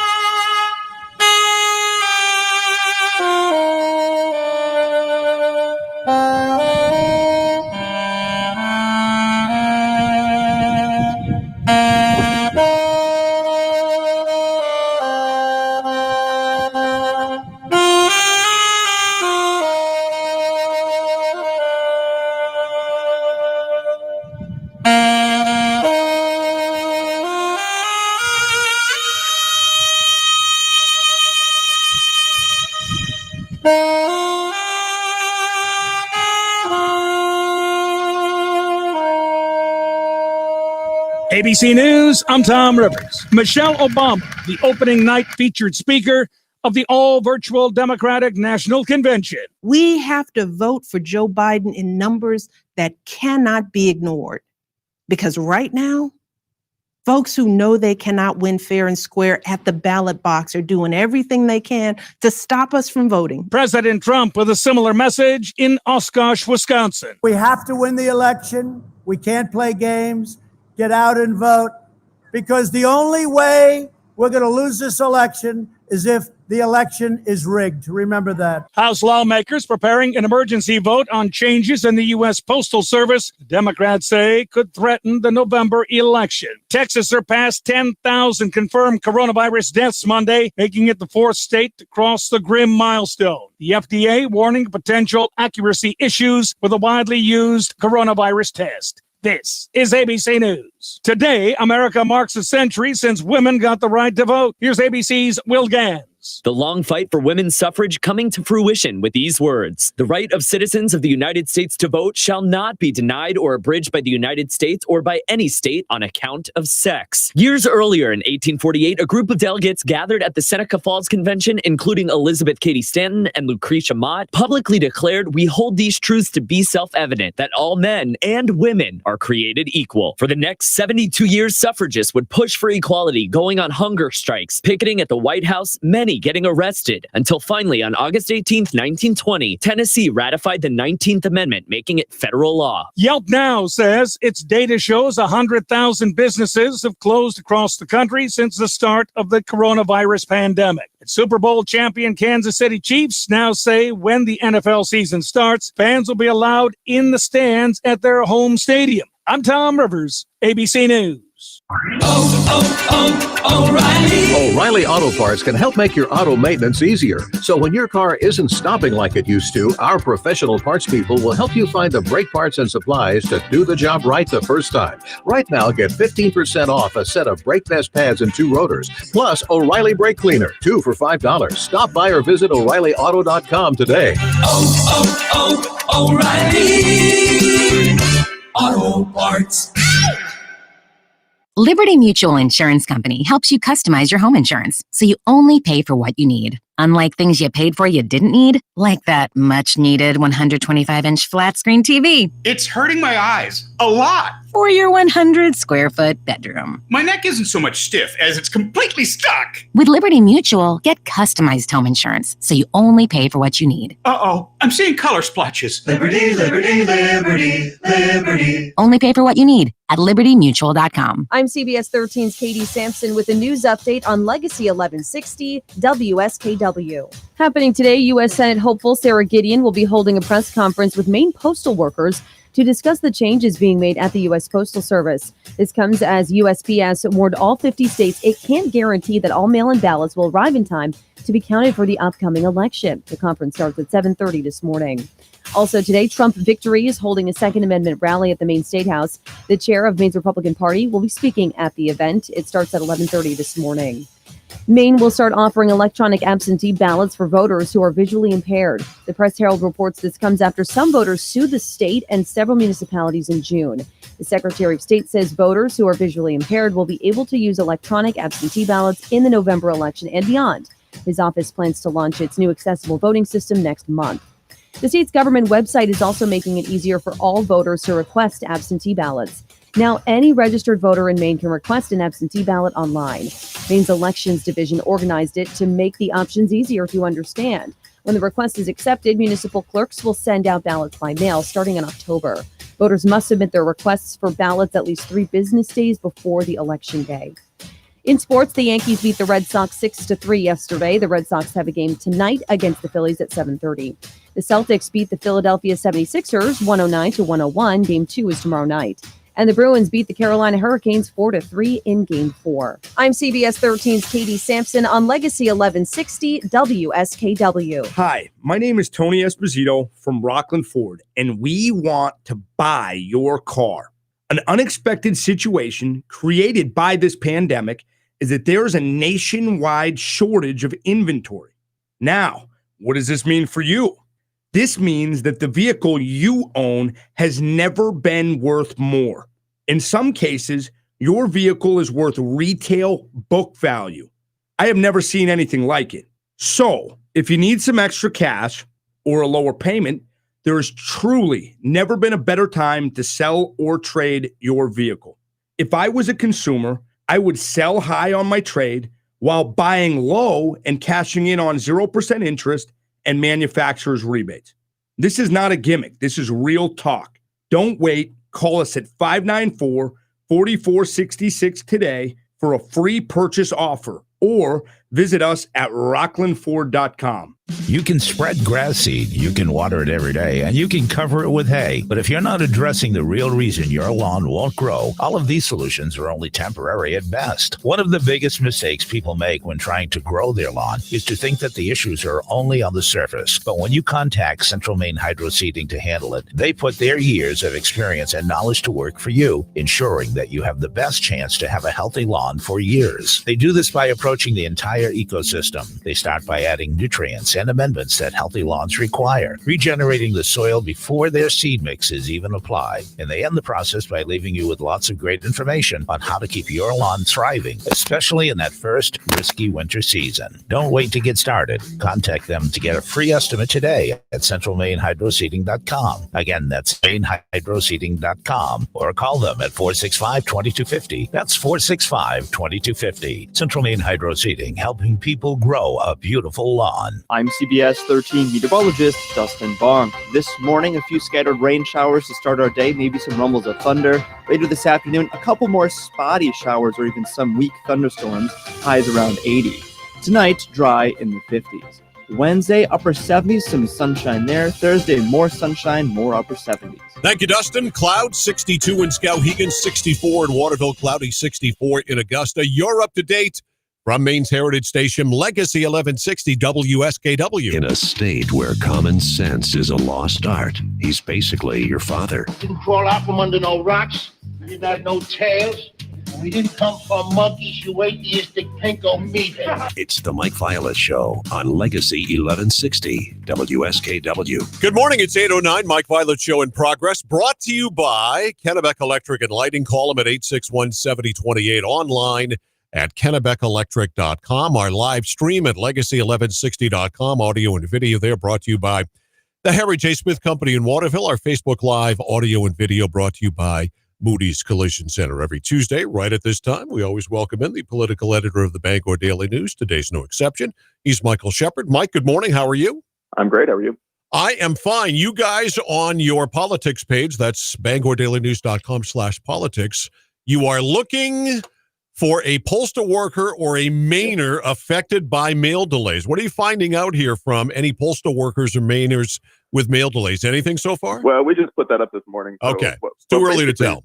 Basically, we're looking for some context in this whole, all this reporting about the Postal Service. It's a strange issue, because you have the president sort of talking about, that the Postal Service needs money, needs this, this enhanced money to, deliver ballots. The Postal Service is kind of saying, well, we're probably going to be fine. And yet, they're telling people to kind of, to be sure you mail in your ballot, 15 days, just in case there are delays. And there are reports of all these things across the country that are hard to put in context. So we're just trying to, build a source base, find out what's normal, find out if there's anything that's not normal. And, really, it's been a strange story that's kind of unfolded very publicly, and I think everyone's very concerned about the mail for obvious reasons, and it makes sense. But we want to try to figure out what the hell's actually going on there. Have you reached out to any of the postmasters in the state yet? Yeah, they're pretty locked. My dad is actually a retired postmaster. Oh, really? I didn't know. And so I know a little bit about the system, and they're pretty locked down. I mean, they always have. Yeah. They're told basically not to talk to me. Yeah, I can't imagine. More and more people reach out, kind of privately. So I think it's something that we'll be able to figure out in relatively short order. You guys were talking to Michael Shepard, political editor of the Bangor Daily News, on the BangorDailyNews.com politics page, which again is BangorDailyNews.com/politics. As we cover the election here, you guys are doing a lot of fact checking on ads and so forth and so on. What are you finding out about the ads of each side in the Gideon Collins race? Yeah, we've done one on each side so far. Right. We kind of took a look at, we've taken a look at one ad against Sarah Gideon, on her husband's sort of business tax situation, and the other one on Susan Collins and the tax cut plan. So we found basically that there were just a couple exaggerations. There was a Republican ad that sort of insinuated that it was Gideon's family that was that had tax trouble when it was really a business that was more or less co-managed by her husband. Yeah, that's one with the liens on it. Yeah. So I mean, still an issue that you'd expect to see in a campaign ad, but just a little bit overstated. And then there was an ad by a Democratic group against Sarah Gideon that basically, against Susan Collins, that said, that the Republican tax plan made Mainers pay more, which isn't true. There is a time in, I think, 2025 when the tax cuts for middle and lower class people expire. But for now, I'm not sure that situation is particularly likely. Like with the Bush tax cuts, they got extended when they were about to expire. So, that's the kind of thing we've gotten into so far, and I'm sure more to come. What have you found out, or what do you know about the Lincoln Project, which has been very prominent here, advertising against Susan Collins? Who are they? Well, they're basically a bunch of old Republican strategists who don't like the president. Yeah, and they have they started off it's kind of an outfit that would make an ad on Twitter, get a lot of free advertising and very shareable stuff, for Democrats. And, then they basically came in here with, I think, $1 million. So they're starting to finally put money behind these things. And we're seeing seeing the product. I'm interested to see how long they'll play. Are they advocating? Are they advocating Republicans vote for Sarah Gideon? Yes. That's interesting stuff. We're talking to Michael Shepard, political editor of the Bangor Daily News. Let's talk endorsements. You guys got a story here. Small business group endorses Susan Collins. Which small business group is that? That was the NFIB, which is pretty predictable. Yeah, conservative group, and they're really touting the Paycheck Protection Program, which they want to get another round of in Congress right now. Nothing's really moving in either Congress or the legislature right now, so we're kind of in a stalemate all around here. It seems. And any other key endorsements for either side here in this race? No, I think the thing to watch was that, a few weeks ago that there was a labor council that includes the BIW, the striking union of BIW, and they flipped from Collins to Gideon. So I think you'll want to watch, whether any of those unions stay with Collins this time or go home to Gideon. I think most will probably go home to Gideon. As they sort of see that there's a Democrat who can maybe win this race. So that's going to be one dynamic. And we've talked about this on the air before.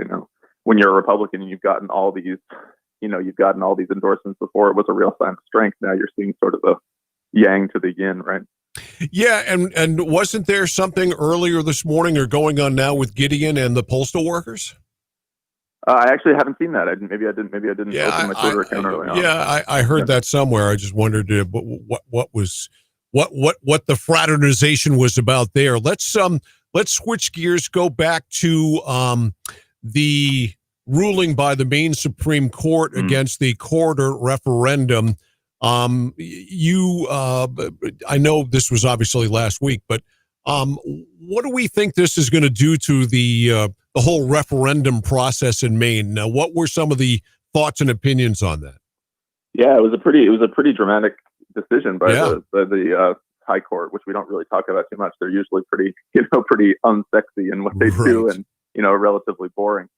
But this was not boring. This was quite a break from, I think, what people expected. I think there's a couple of things here, right? I think we've talked about this on the air, and the argument was previewed by the Secretary of State and others that the question was probably always unconstitutional, right? You can't go and second guess basically the decisions made by the executive branch on one particular thing, right? If you give them authority to make a decision, you have to let them make their decision. Then you can't just pass a law after the fact saying we didn't like that decision. You you have to kind of stick by it. So that was always the constitutional problem with the referendum. I think what was surprising, right, was that they both called it unconstitutional and took it off the ballot completely. They didn't just say, "Oh, if this passes, it can't go into effect." They said the citizens don't have the right to even vote on it, even if the vote was totally neutered. So I think that was the real point of contention for opponents, who thought that was an overstep, and that they should have at least been able to have their advisory referendum to at least get the people on the record. And I think that was a great consequence of all this. And I wonder later on down the road, if someone starts to propose laws like this, is there some sort of constitutional sort of pretest for these for questions that would affect utilities or maybe other things, so I wonder if this just adds another hurdle to referendums or bills. It's going to be, I think, really different down the road for a lot of these things after this. Is there any recourse to go after, if, for lack of a better way to put it, the Public Utilities Commission? I think not right now. I mean, other than making it more of a political issue in main campaigns. I think the way, if you want to talk about ways to kind of hit the project, I think you're going to see proponents now sort of shift into the permitting process and really hammer on that, which they have been doing anyway. But I think the permitting process is what doomed a similar project over in New Hampshire. And I think you're going to see opponents really shift all their might to that. So I think you'll still see these, no CMP corridor signs, just like you saw those no east-west highway signs, right?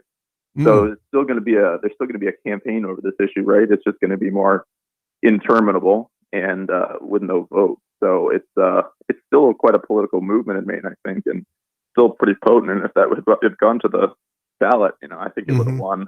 I think it would have won by 15, 20 points. Yeah. What recourse is there at all for the anti-corridor people? Do they have anything to fall back on? Yeah, I think it's the permitting process. You have to, there are certain, legal hurdles that have to be met. They, should probably work to find ways where they don't think CMP has met those hurdles. So I think you're really going to see them shift over there. And after the fact, there are still some things the legislature could do, in going into the future. You could put some, if you really wanted to get creative with ways to do it, you could, I don't know, could you try to tax transmission corridors? Could you try to put more stringent requirements on them once they're up? The list could kind of go on and on if you're really trying to screw CMP. There are some smart people who could probably find some ways, but you have Janet Mills and some Democrats in the legislature and some Republicans too, plenty of Republicans too, who would want this project to be able to be protected. So that's how it's gotten here anyway. We've been seeing a lot of Jared Golden's wife on TV, that terrific commercial where at the end she says when he's in Maine, he works for me. It's very effective. We haven't seen anything from his opponent, Dale Crafts. Any idea if they're going to start doing anything? I think they're just out of money. Yeah. I think we talked about this too. They spent all their money to get out of the primary, and now they're trying to get back up. I think we've seen some outside groups come in, some Republican independent groups come in with some reservations, but they're not quite starting yet. And I don't know. I think it looks like tough sledding for Dale, at least at first here. I mean, we had him down, I think, about 10 points in our last poll. People are going to get to know him, and that'll probably go up in a swing district. But I don't know. I'm wondering how competitive it's going to be, if it's going to sort of join that upper tier of races that Republicans and Democrats are concerned about, or whether it's going to kind of be on another tier. Not to say that I don't think it could be, things change. I think he could. I don't think he's necessarily barred from winning it, but it's starting off kind of slow, and I think it's going to be tough sledding. Sure appears as if it's going to be. We're talking to Michael Shepard, political editor of the Bangor Daily News. I have, even from my very lefty Democrat friends, detected a real lack of enthusiasm for Joe Biden. Did the addition of Kamala Harris to the ticket, did that provide any sort of amp up of the enthusiasm factor for him at all here in Maine? Because what I've been hearing so far is like, wow, not good. Yeah, I don't know. I mean, I think I think any vice presidential addition would have had to given him a little shot. I mean, that's typically what they do if you're someone who needs that. And the Joe Biden thing is really interesting, right? I think like nobody thought of him as a particularly vibrant candidate until all those candidates started getting out in the primary, right? And then he was just kind of the nominee, coming out of that Tuesday when we had our primary and Massachusetts had theirs and won both somehow. So, he kind of won that by default. And now I saw a poll, I think it was a national poll yesterday that looked at why people were voting for Trump or voting for Biden. 56% of Biden voters were voting for Biden because he was not Trump. He was not Trump. Literally, the question, the answer was he is not Trump. So I don't know. You wonder how much enthusiasm he really needs, right? If the polling situation sort of stays where it is, it probably won't. I think this race is tightened.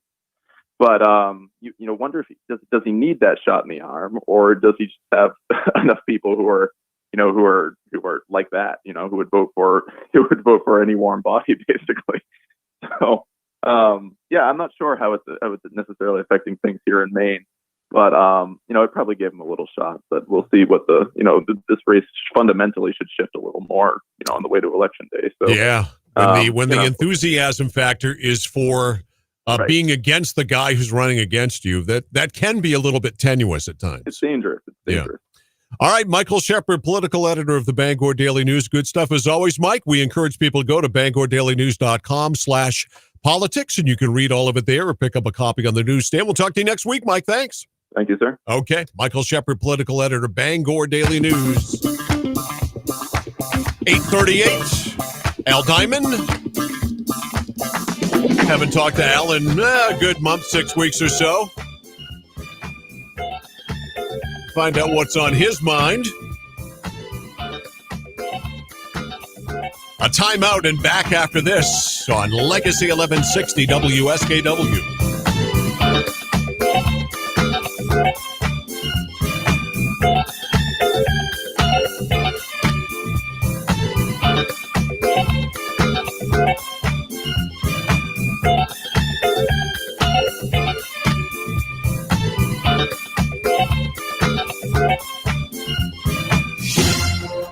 Road to the White House. The virtual Democratic National Convention got underway last night. Among those giving pre-recorded speeches opening night, New York Governor Andrew Cuomo, who blasted the administration's handling of the pandemic. As they proved their way failed, we proved that our way succeeded.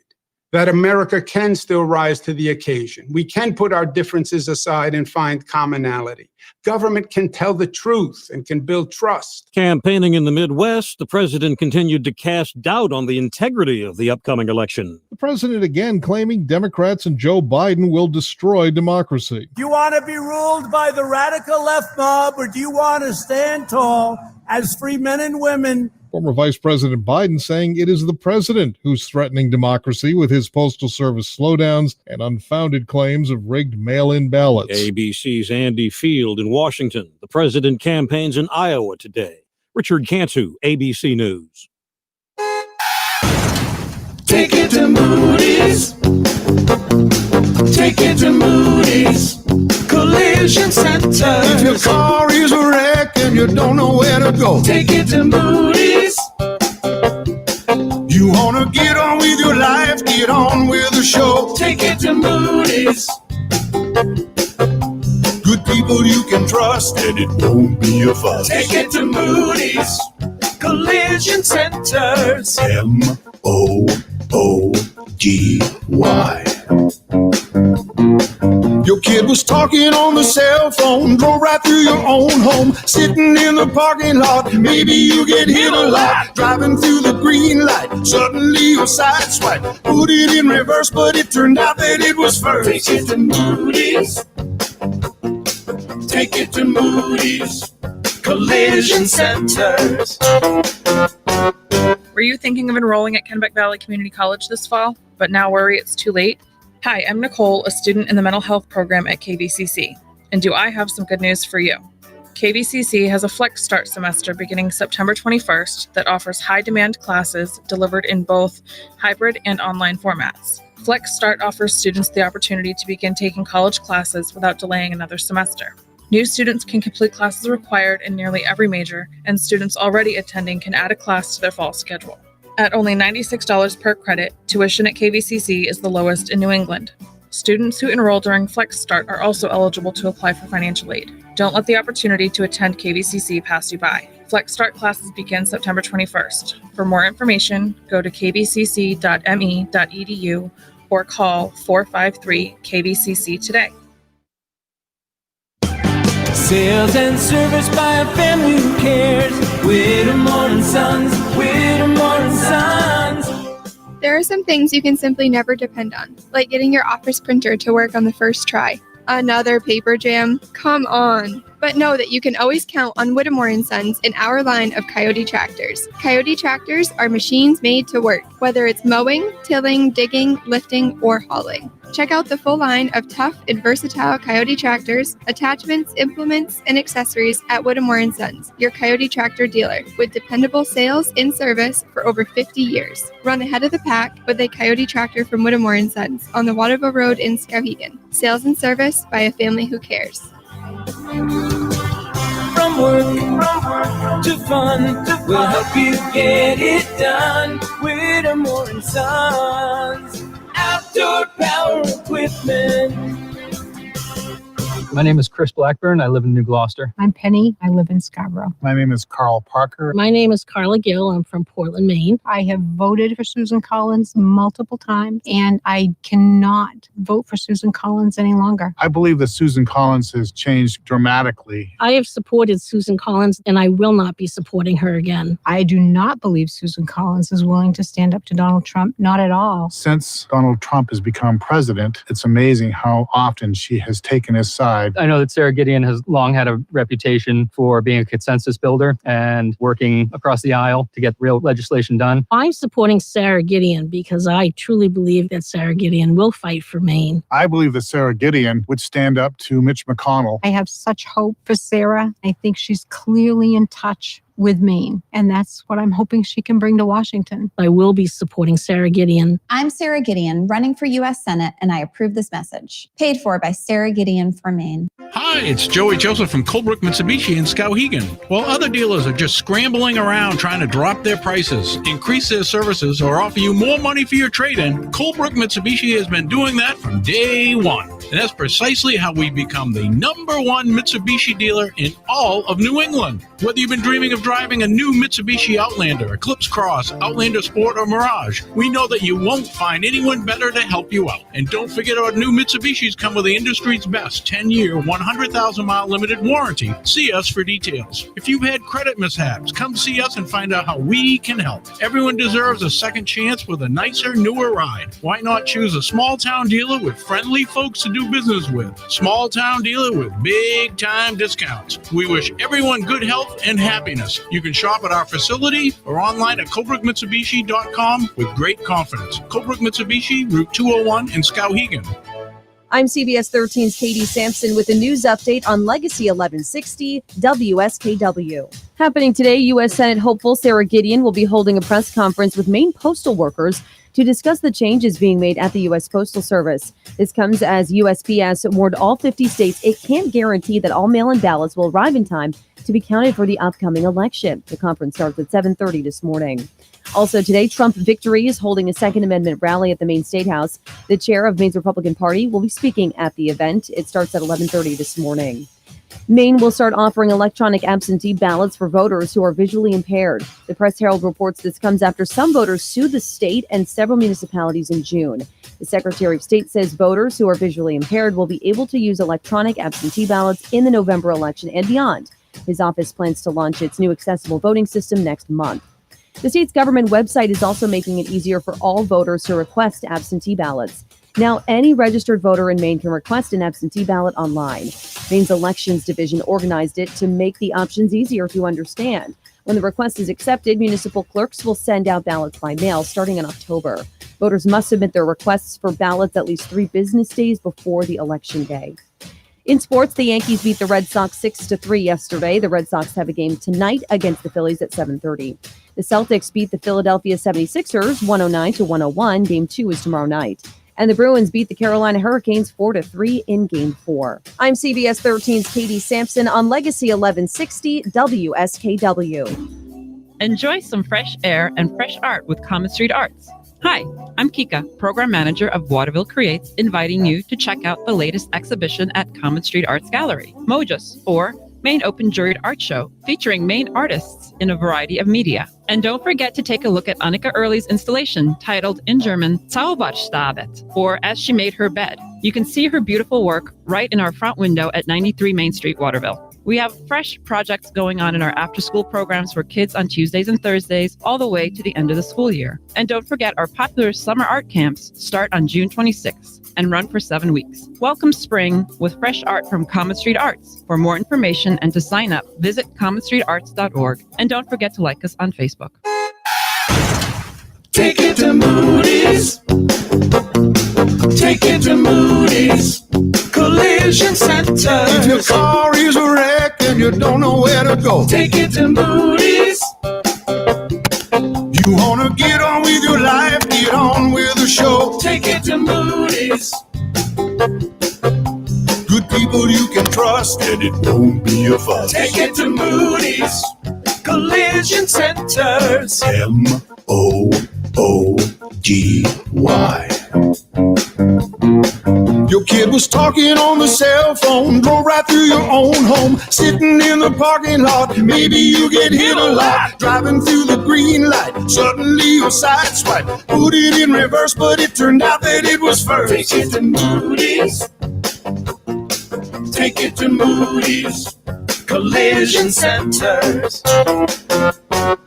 Feeling cooped up? Tired of looking at the same old stuff day after day? Now that we can finally get out and do a little shopping, why not head over to Town Line Antiques? At Town Line Antiques, there's 2 floors, 50 dealers, and thousands of items from throughout history. They've got vintage signs, furniture, classic electronics, sports memorabilia, jewelry, coins, home decor, and a lot more. Get away from it all with a look to the past. Town Line Antiques, open Tuesday through Sunday, 10 to 5, Route 201, right on the Winslow-Vassalboro Town Line. I'm CBS 13 meteorologist Dustin Bong. This morning, a few scattered rain showers to start our day, maybe some rumbles of thunder. Later this afternoon, a couple more spotty showers or even some weak thunderstorms, highs around 80.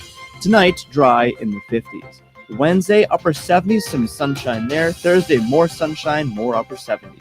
Thank you, Dustin. Cloudy skies. We've got 61 in Skowhegan, 63 in Waterville, cloudy skies, 62 in Augusta. You are up to date from Maine's Heritage Station, Legacy 1160 WSKW. His mediocre high school academic achievements have prepared him nicely for a career in radio. Fat, drunk, and stupid is no way to go through life, son. It's the Mike Violet Show on Legacy 1160 WSKW. A pleasant good morning, 8:34, the Mike Violet Show in progress, brought to you by Kennebec Electric and Lighting. Contact them for all your electric and lighting servicing needs, including expert installations and repairs. 861-7028. Find them online, KennebecElectric.com. You can find us online. Listen live, watch live. Go to Legacy1160.com. Click on the Listen Live link. That's brought to you by the Harry J. Smith Company in Waterville. Our Facebook Live feed is brought to you by Moody's Collision Center. From time to time here on this program, we have him on just because him happens to be the guy I think is Maine's best political columnist for sure. He is Al Diamond, deep from the woods of Maine this morning, I'm sure. Al, good morning. How are you? I'm asymptomatic. Keep up that, my friend. That's exactly what we want from you. But of course, you have been somebody who has really made an art form of social distancing for years. Well, I've always thought that people suck, so it was really not a big deal. Yeah, it made it easy for you when the COVID came down. So let's talk about some of the things you've written about recently. Your last column about it was entitled Politics and Other Mistakes, The Microbes March On. It's a column about the Senate race. I had a chance recently, I'm not sure if you caught it, but I had a chance to interview Max Lynn on the radio for the first time ever a couple of weeks ago. And Mr. Mann, he is a handful, isn't he? Well, what I find fascinating about him is that he's been registered in more political parties than Charlie Sheen has girlfriends. there doesn't, really seem to be any limit. It's like a little hobby for him. He just said, well, I guess I'll go out and register as a Republican. The fact that I was a Democrat, a big supporter of Obama, Yeah. and then a Reform Party candidate, and then an independent, a Republican, and then an independent. And now he's advocating doing away, forgiving all college loans, which is the Green Party plank. I'm really fascinated by him. Doesn't he also advocate giving you and me $5,000 and everyone else or something like that? Yeah, just another interesting position that for somebody who claims to be a pro-Trumper. Yes. He might want to check with Donald, see if Donald's cool with that stuff. Yeah. I had him on, and the interview is still up on our Facebook page, facebook.com/legacy1160 WSKW. And I asked him how you go from being an Obama supporter in 2008 to being a Trumpian now, a Trump swab. And he really didn't have much of an answer for that. I'll tell you, though, if he ever did make it to the U.S. Senate, I mean, that guy can bloviate with the best of them. He can just go. Yeah, I mean, unfortunately, bloviation is not something we're short of. No, true. We probably can get by without him in the U.S. Senate. So when he said a couple of weeks ago, right prior to us having him on, that he was going to drop out and he was going to support Susan Collins, and he pulled back on that, and he had like a list of things that he wanted Collins to agree to before he would A, drop out, and B, endorse her. She obviously didn't go for any of that. I don't even think their eyes touched each other. But I thought that took some kind of balls to throw down the gauntlet like that and say, okay, Susie, I'll drop out, but you got to do this first. Well, here's the deal. If you were a politician, would you really want to be endorsed by Max Lynn? I mean, really, that's not who I would be looking to get an endorsement from. Probably true. We're talking to Al Diamond, the columnist. You can read Al in the Portland Phoenix still. He is, of course, on the dailybulldog.com. What's the outdoor journal again you're writing for? Maine Sportsman. I always forget that. And are you writing about sportsman-y type stuff? No, they called me up and said, would you write a column for us? And I said, I never go outdoors. Right. And they said, yeah, do that. So the column is called Outdoors and Other Mistakes. So if you don't ever go outdoors, why do you live way up in the pucker brush? Oh, I like looking at it through a window. Oh, okay. Screens and all that stuff. Right. Oh, I'm staring out my window right now. It's beautiful out there. Okay. All right. That's a perfectly reasonable, rational explanation to me. I take that to heart. Let's stay in the political world. In the same column where you were talking about the Senate race, you mentioned Betsy Sweet. You mentioned Lisa Savage, who we hope to have on the show here very soon. I want to ask you about Lisa Savage. What do we know about her? Well, I mean, I think that if you were looking for somebody who is sincere and honest and straightforward and generally upright person in the Senate race, that she's clearly all of those things. Does she? As a result of that, of course, she has no chance of winning. Right. But she's a longtime activist. She has her issues. I think some of them, like converting Bath Iron Works, making disposable diapers or something, aren't really very realistic. And I think that most of the rest of her agenda would require massive tax increases. But she sticks to them, and it's hard to dislike her. I really can't think of any reason why you should, other than you disagree with her. But right. So what? I disagree with everybody. Yeah, among other things, she supports Medicaid for all and the Green New Deal, correct? I know Sarah Gideon has not gotten behind those issues. Right. No, she's, well to the left of Sarah Gideon. Yes. She's well to the left of almost everybody.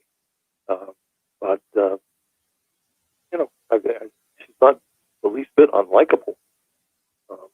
Which, nobody says that about Max Lynn. No. I just found him to be a handful. First of all, I had to tell him to basically shut up. I said, hit the kill switch literally, because, man, he can filibuster forever. And he says a lot but doesn't say much, which doesn't put him in any special political category, does it? No. There's quite a number of people who do that. No, he's a little short on content, but he's not short on telling you what he would say if he had any content. So this campaign that he is running, while we sit here and make sport of it because it's so easy to do, could he play some sort of spoiler role with ranked choice voting and Susan Collins in this race? Yes. I don't think Max Lynn is going to get more than 1 or 2%, but that may be just enough to keep Collins from getting to 50% in the first round. And, I mean, her whole hope of winning this election is to win the first round. Don't let it go to ranked choice, because the Lisa Savage people are not going to be marking Susan Collins as their second choice. No, they're not. And Lisa Savage is going to get, 8, 9, 10%. And those voters are going to be crucial if it goes to ranked choice. So Max Lynn can be a problem for Susan if he gets any votes at all, because she's going to be close. I have to think she probably is going to get there in the first round, but I can see him just screwing that up for her. Al Diamond's my guest. Politics and other mistakes seen in the Portland Phoenix, the Daily Bulldog, and a whole lot more. Let's talk about Sarah Gideon. She has got Susan Collins certainly on the run. Whether that's something that should be the case or not, it is. I think she is a weak candidate in my estimation, but there she is leading in all the polls, Al. What do you make of her as a candidate?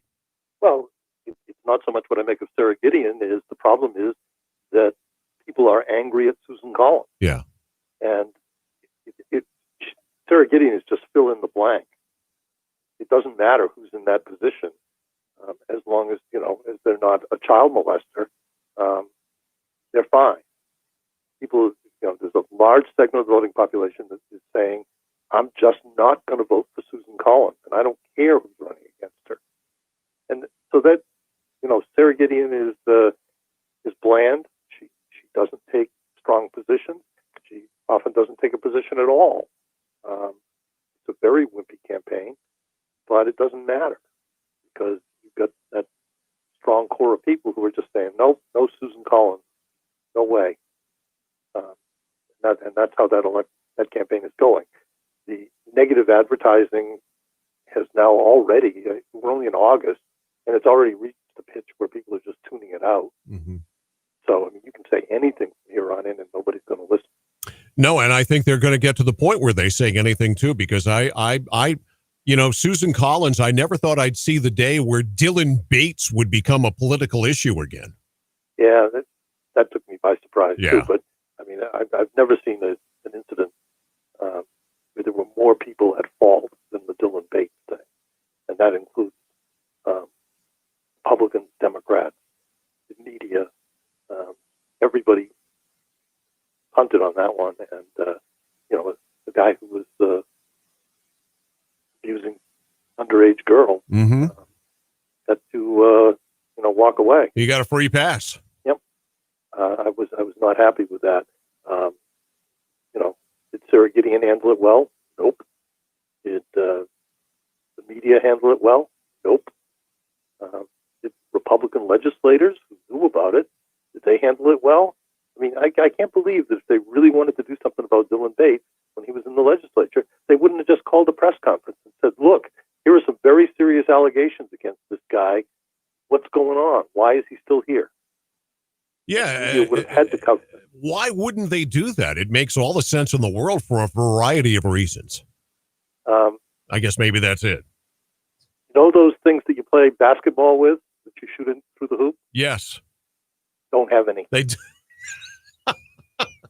That is so true. We're talking to Al Diamond.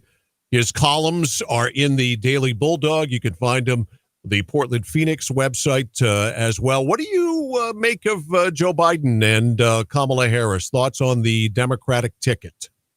Well, in a lot of ways, it's same thing I just said about Sarah Gideon. Yeah. Is there are so many people who just want to vote against Trump that it doesn't much matter who the Democratic nominee is. I think there's some excitement about Kamala Harris, but she's running for vice president, and who cares? Most people on any given day couldn't tell you who the vice president was. So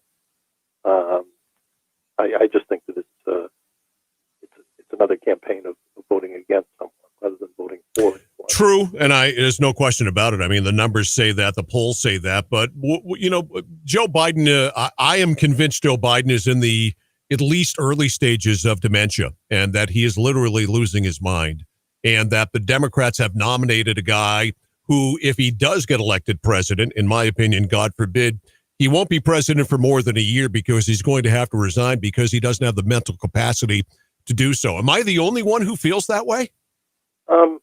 I don't, I'm not convinced he's in the early stages of dementia, but, he does have trouble saying things coherently. But if you look back over his career, he's always had that trouble. Yeah, he's an idiot, I think. But well, that also could be true.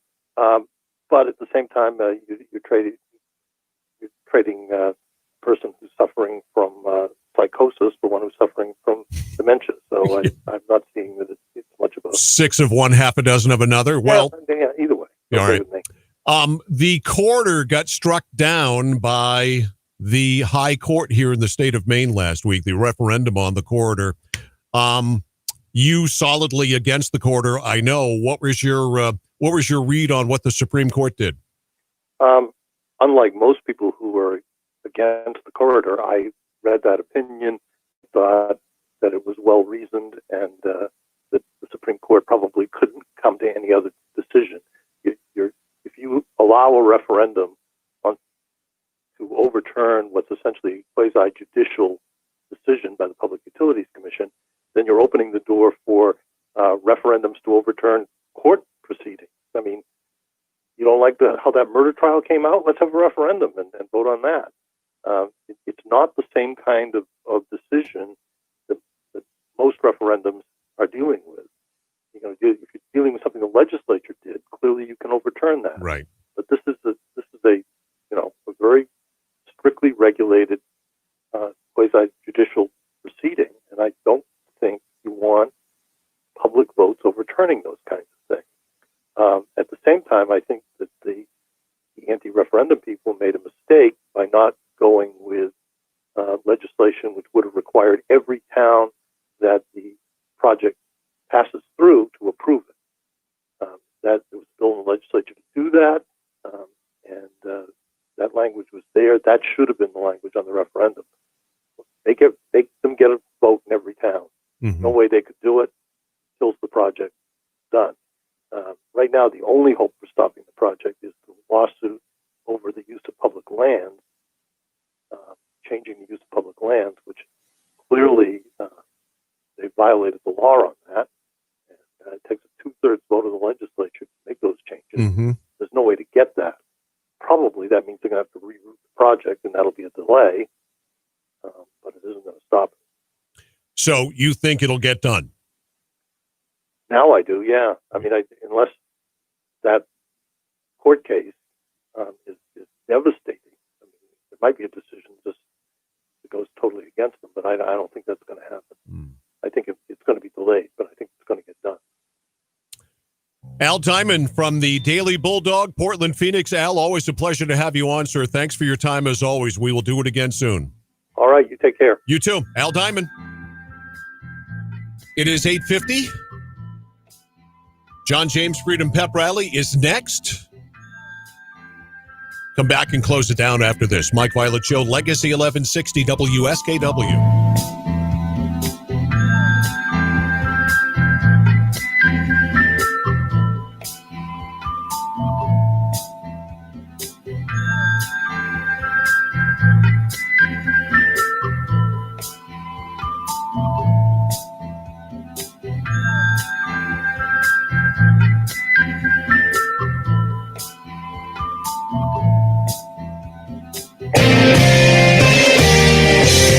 Legacy Entertainment News. The axe is swung at the Ellen DeGeneres Show. 3 executive producers named in a BuzzFeed article accused of harassment reportedly fired. Ed Glavin, Kevin Lehman, and Jonathan Norman. Variety says DeGeneres broke the news to staff in an emotional video call Monday. The 3 had been accused of creating a toxic work environment through sexual harassment, abusive behavior, and more. DeGeneres has apologized for allowing the behavior to go on under her watch. Vintage tea. Taylor Swift's album Folklore settling in like an old comfy cardigan. Number 1 again on the Billboard 200 album chart for a 3rd straight week. The last album by a solo woman to spend its first 3 weeks at number 1, Taylor Swift's Reputation in 2017. The Weeknd, setting a chart record, his hit Blinding Lights has now been number 1 on Billboard's Radio Songs chart, which is based on radio airplay, for 19 weeks. The previous record holder, the Goo Goo Dolls with Iris back in 1998. And Brooklyn Nine-Nine's Andy Samberg is 42 today. Jason Nathanson, ABC News, Hollywood. Keep your focus on what's going on in the state and the country by tuning into my show, The Mike Violet Show, weekdays from 6 to 9 on Legacy 1160 WSKW. We discuss it all, the issues, the news, the facts, and the opinions with some of the most important newsmakers and guests in all of Maine. The Mike Violet Show, brought to you by Kennebec Electric and Lighting. Contact them for all your electric and lighting servicing, including expert installations, repairs, and more. 861-7028 or online at KennebecElectric.com. I'm a hunter, and I am Sam. The Sportsman's Alliance of Maine is a champion of our rights to fully enjoy Maine as we like. Support the preservation of our proud outdoor heritage by becoming a member at sportsmansallianceofmaine.org today. Take it to Moody's. Take it to Moody's Collision Center. If your car is a wreck and you don't know where to go, take it to Moody's. You want to get on with your life, get on with the show. Take it to Moody's. Good people you can trust and it won't be a fuss. Take it to Moody's Collision Centers. MOODY. Your kid was talking on the cell phone, drove right through your own home, sitting in the parking lot. Maybe you get hit a lot, driving through the green light. Suddenly your side swipe, put it in reverse, but it turned out that it was first. Take it to Moody's. Take it to Moody's Collision Centers.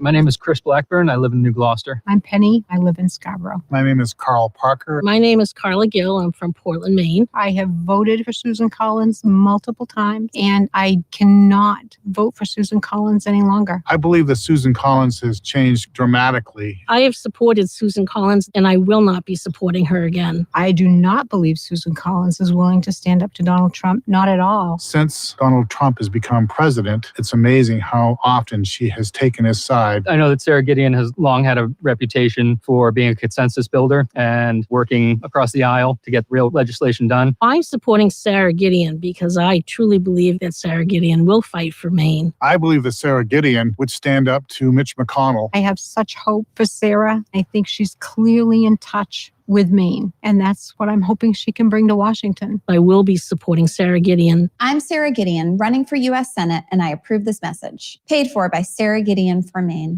Hi, my name is Tony Esposito from Rockland Ford, and we want to buy your car. An unexpected situation created by this pandemic is that there is a nationwide shortage of inventory. Now, what does this mean for you? This means that the vehicle you own has never been worth more. In some cases, your vehicle is worth retail book value. I have never seen anything like it. So, if you need some extra cash or a lower payment, there has truly never been a better time to sell or trade your vehicle. If I was a consumer, I would sell high on my trade while buying low and cashing in on 0% interest and manufacturer's rebates. This is not a gimmick. This is real talk. Don't wait. Call us at 594-4466 today for a free purchase offer, or visit us at rocklandford.com. 8:56. Mike Violet on the Mike Violet Show. Thanks to Al Timon, Michael Shepard, Jim Libby for appearing this morning. All of those interviews will be up on our Facebook page after the show is over with. I'll put them all together. Should be all up at 9:30. Jim Libby talking about the Maine Principals Association and what he thinks they ought to do as far as getting kids back on the field, on the courts, and such. There's volleyball. So, yes, there is a court, but mostly fields. No doubt that kids who play golf are going to be back out there because that's not a contact sport or a sport that you have to play in close proximity. But it is something that may come down today from the Maine Principals Association. And I know that there is a tremendous feeling of apprehension amongst players, coaches, administrators, parents. It's almost as if we're waiting here for the guillotine to come down and cut the head off the fall sports season. I think that is the prevailing thought, is there's a real feeling of apprehension. It's almost like you want to find out, but you don't want to find out because you have a feeling that it is not going to be good news. And Jim mentioned, it's going to take some sort of a revolt by parents and kids in order to change the decision if it's negative. And again, I'm always positive, always glass half full, always try to see the bright side of things. But man, nobody seems to think that it's going to be the bright side at the end. And I hope that I'm wrong. I hope that you're wrong. I hope that we're all wrong, because kids really, really need to get out and start playing sports again. They really need to get out and do what they do. They need to get on the fields. They need to get out and spread their wings and do their thing. So hopefully a decision sooner than later, because we're all apprehensive about it. We all feel as if it's a decision that should be coming out here and should have come out already. They should have decided already. I mean, it's August 18th. But I think parents and kids and administrators and coaches and everybody at this point just want to know. I remember that that famous scene, I forget which Dirty Harry movie, where Clint Eastwood had cleaned out all of the bad guys except for one who was laying there on the ground, and the guy looks at him and, because he can't remember how many bullets are, I got to know. I think we all got to know here sooner than later, and hopefully it comes down today. If it does, more on it tomorrow. Of course, the Democrats, day 2 of their virtual convention. I have no idea who's speaking tonight. I did not check my local listings. Whomever it is, they'll be all wrong about everything, and we'll let you hear about it tomorrow morning. John James Freedom Pep Rally is next. Enjoy the day. I will see you back here bright and early tomorrow morning at 6.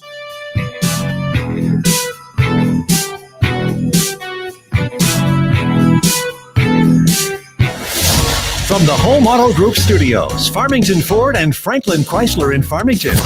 This is WSKW, Skowhegan, Augusta, Waterville, Legacy 1160. ABC News, I'm Inez de la Quatera. President Trump tweeting for the first time about the keynote speech Michelle Obama delivered at last night's virtual presidential convention. He says, "Somebody please explain to Michelle Obama that Donald J. Trump would not be here in the beautiful White House if it weren't for the job done by your husband, Barack Obama." Last night, the former First Lady delivered the final speech of the night, saying of his presidency, "You simply cannot fake your way through this job. As I've said before, being president doesn't change who you are. It reveals who you are." The president heads to Iowa today after last week's devastating windstorms. California's power grid operators have so far not pushed the button to begin rolling blackouts in the midst of a record heat wave. Slightly lower temperatures ease the load. The coronavirus now blamed for more than 170,000 deaths in the United States. So far this year, only cancer and heart disease have killed more people in America. This is ABC News. The ambassador from Belarus to Slovakia now resigning in protest over reports that demonstrators against the country's president were beaten and tortured.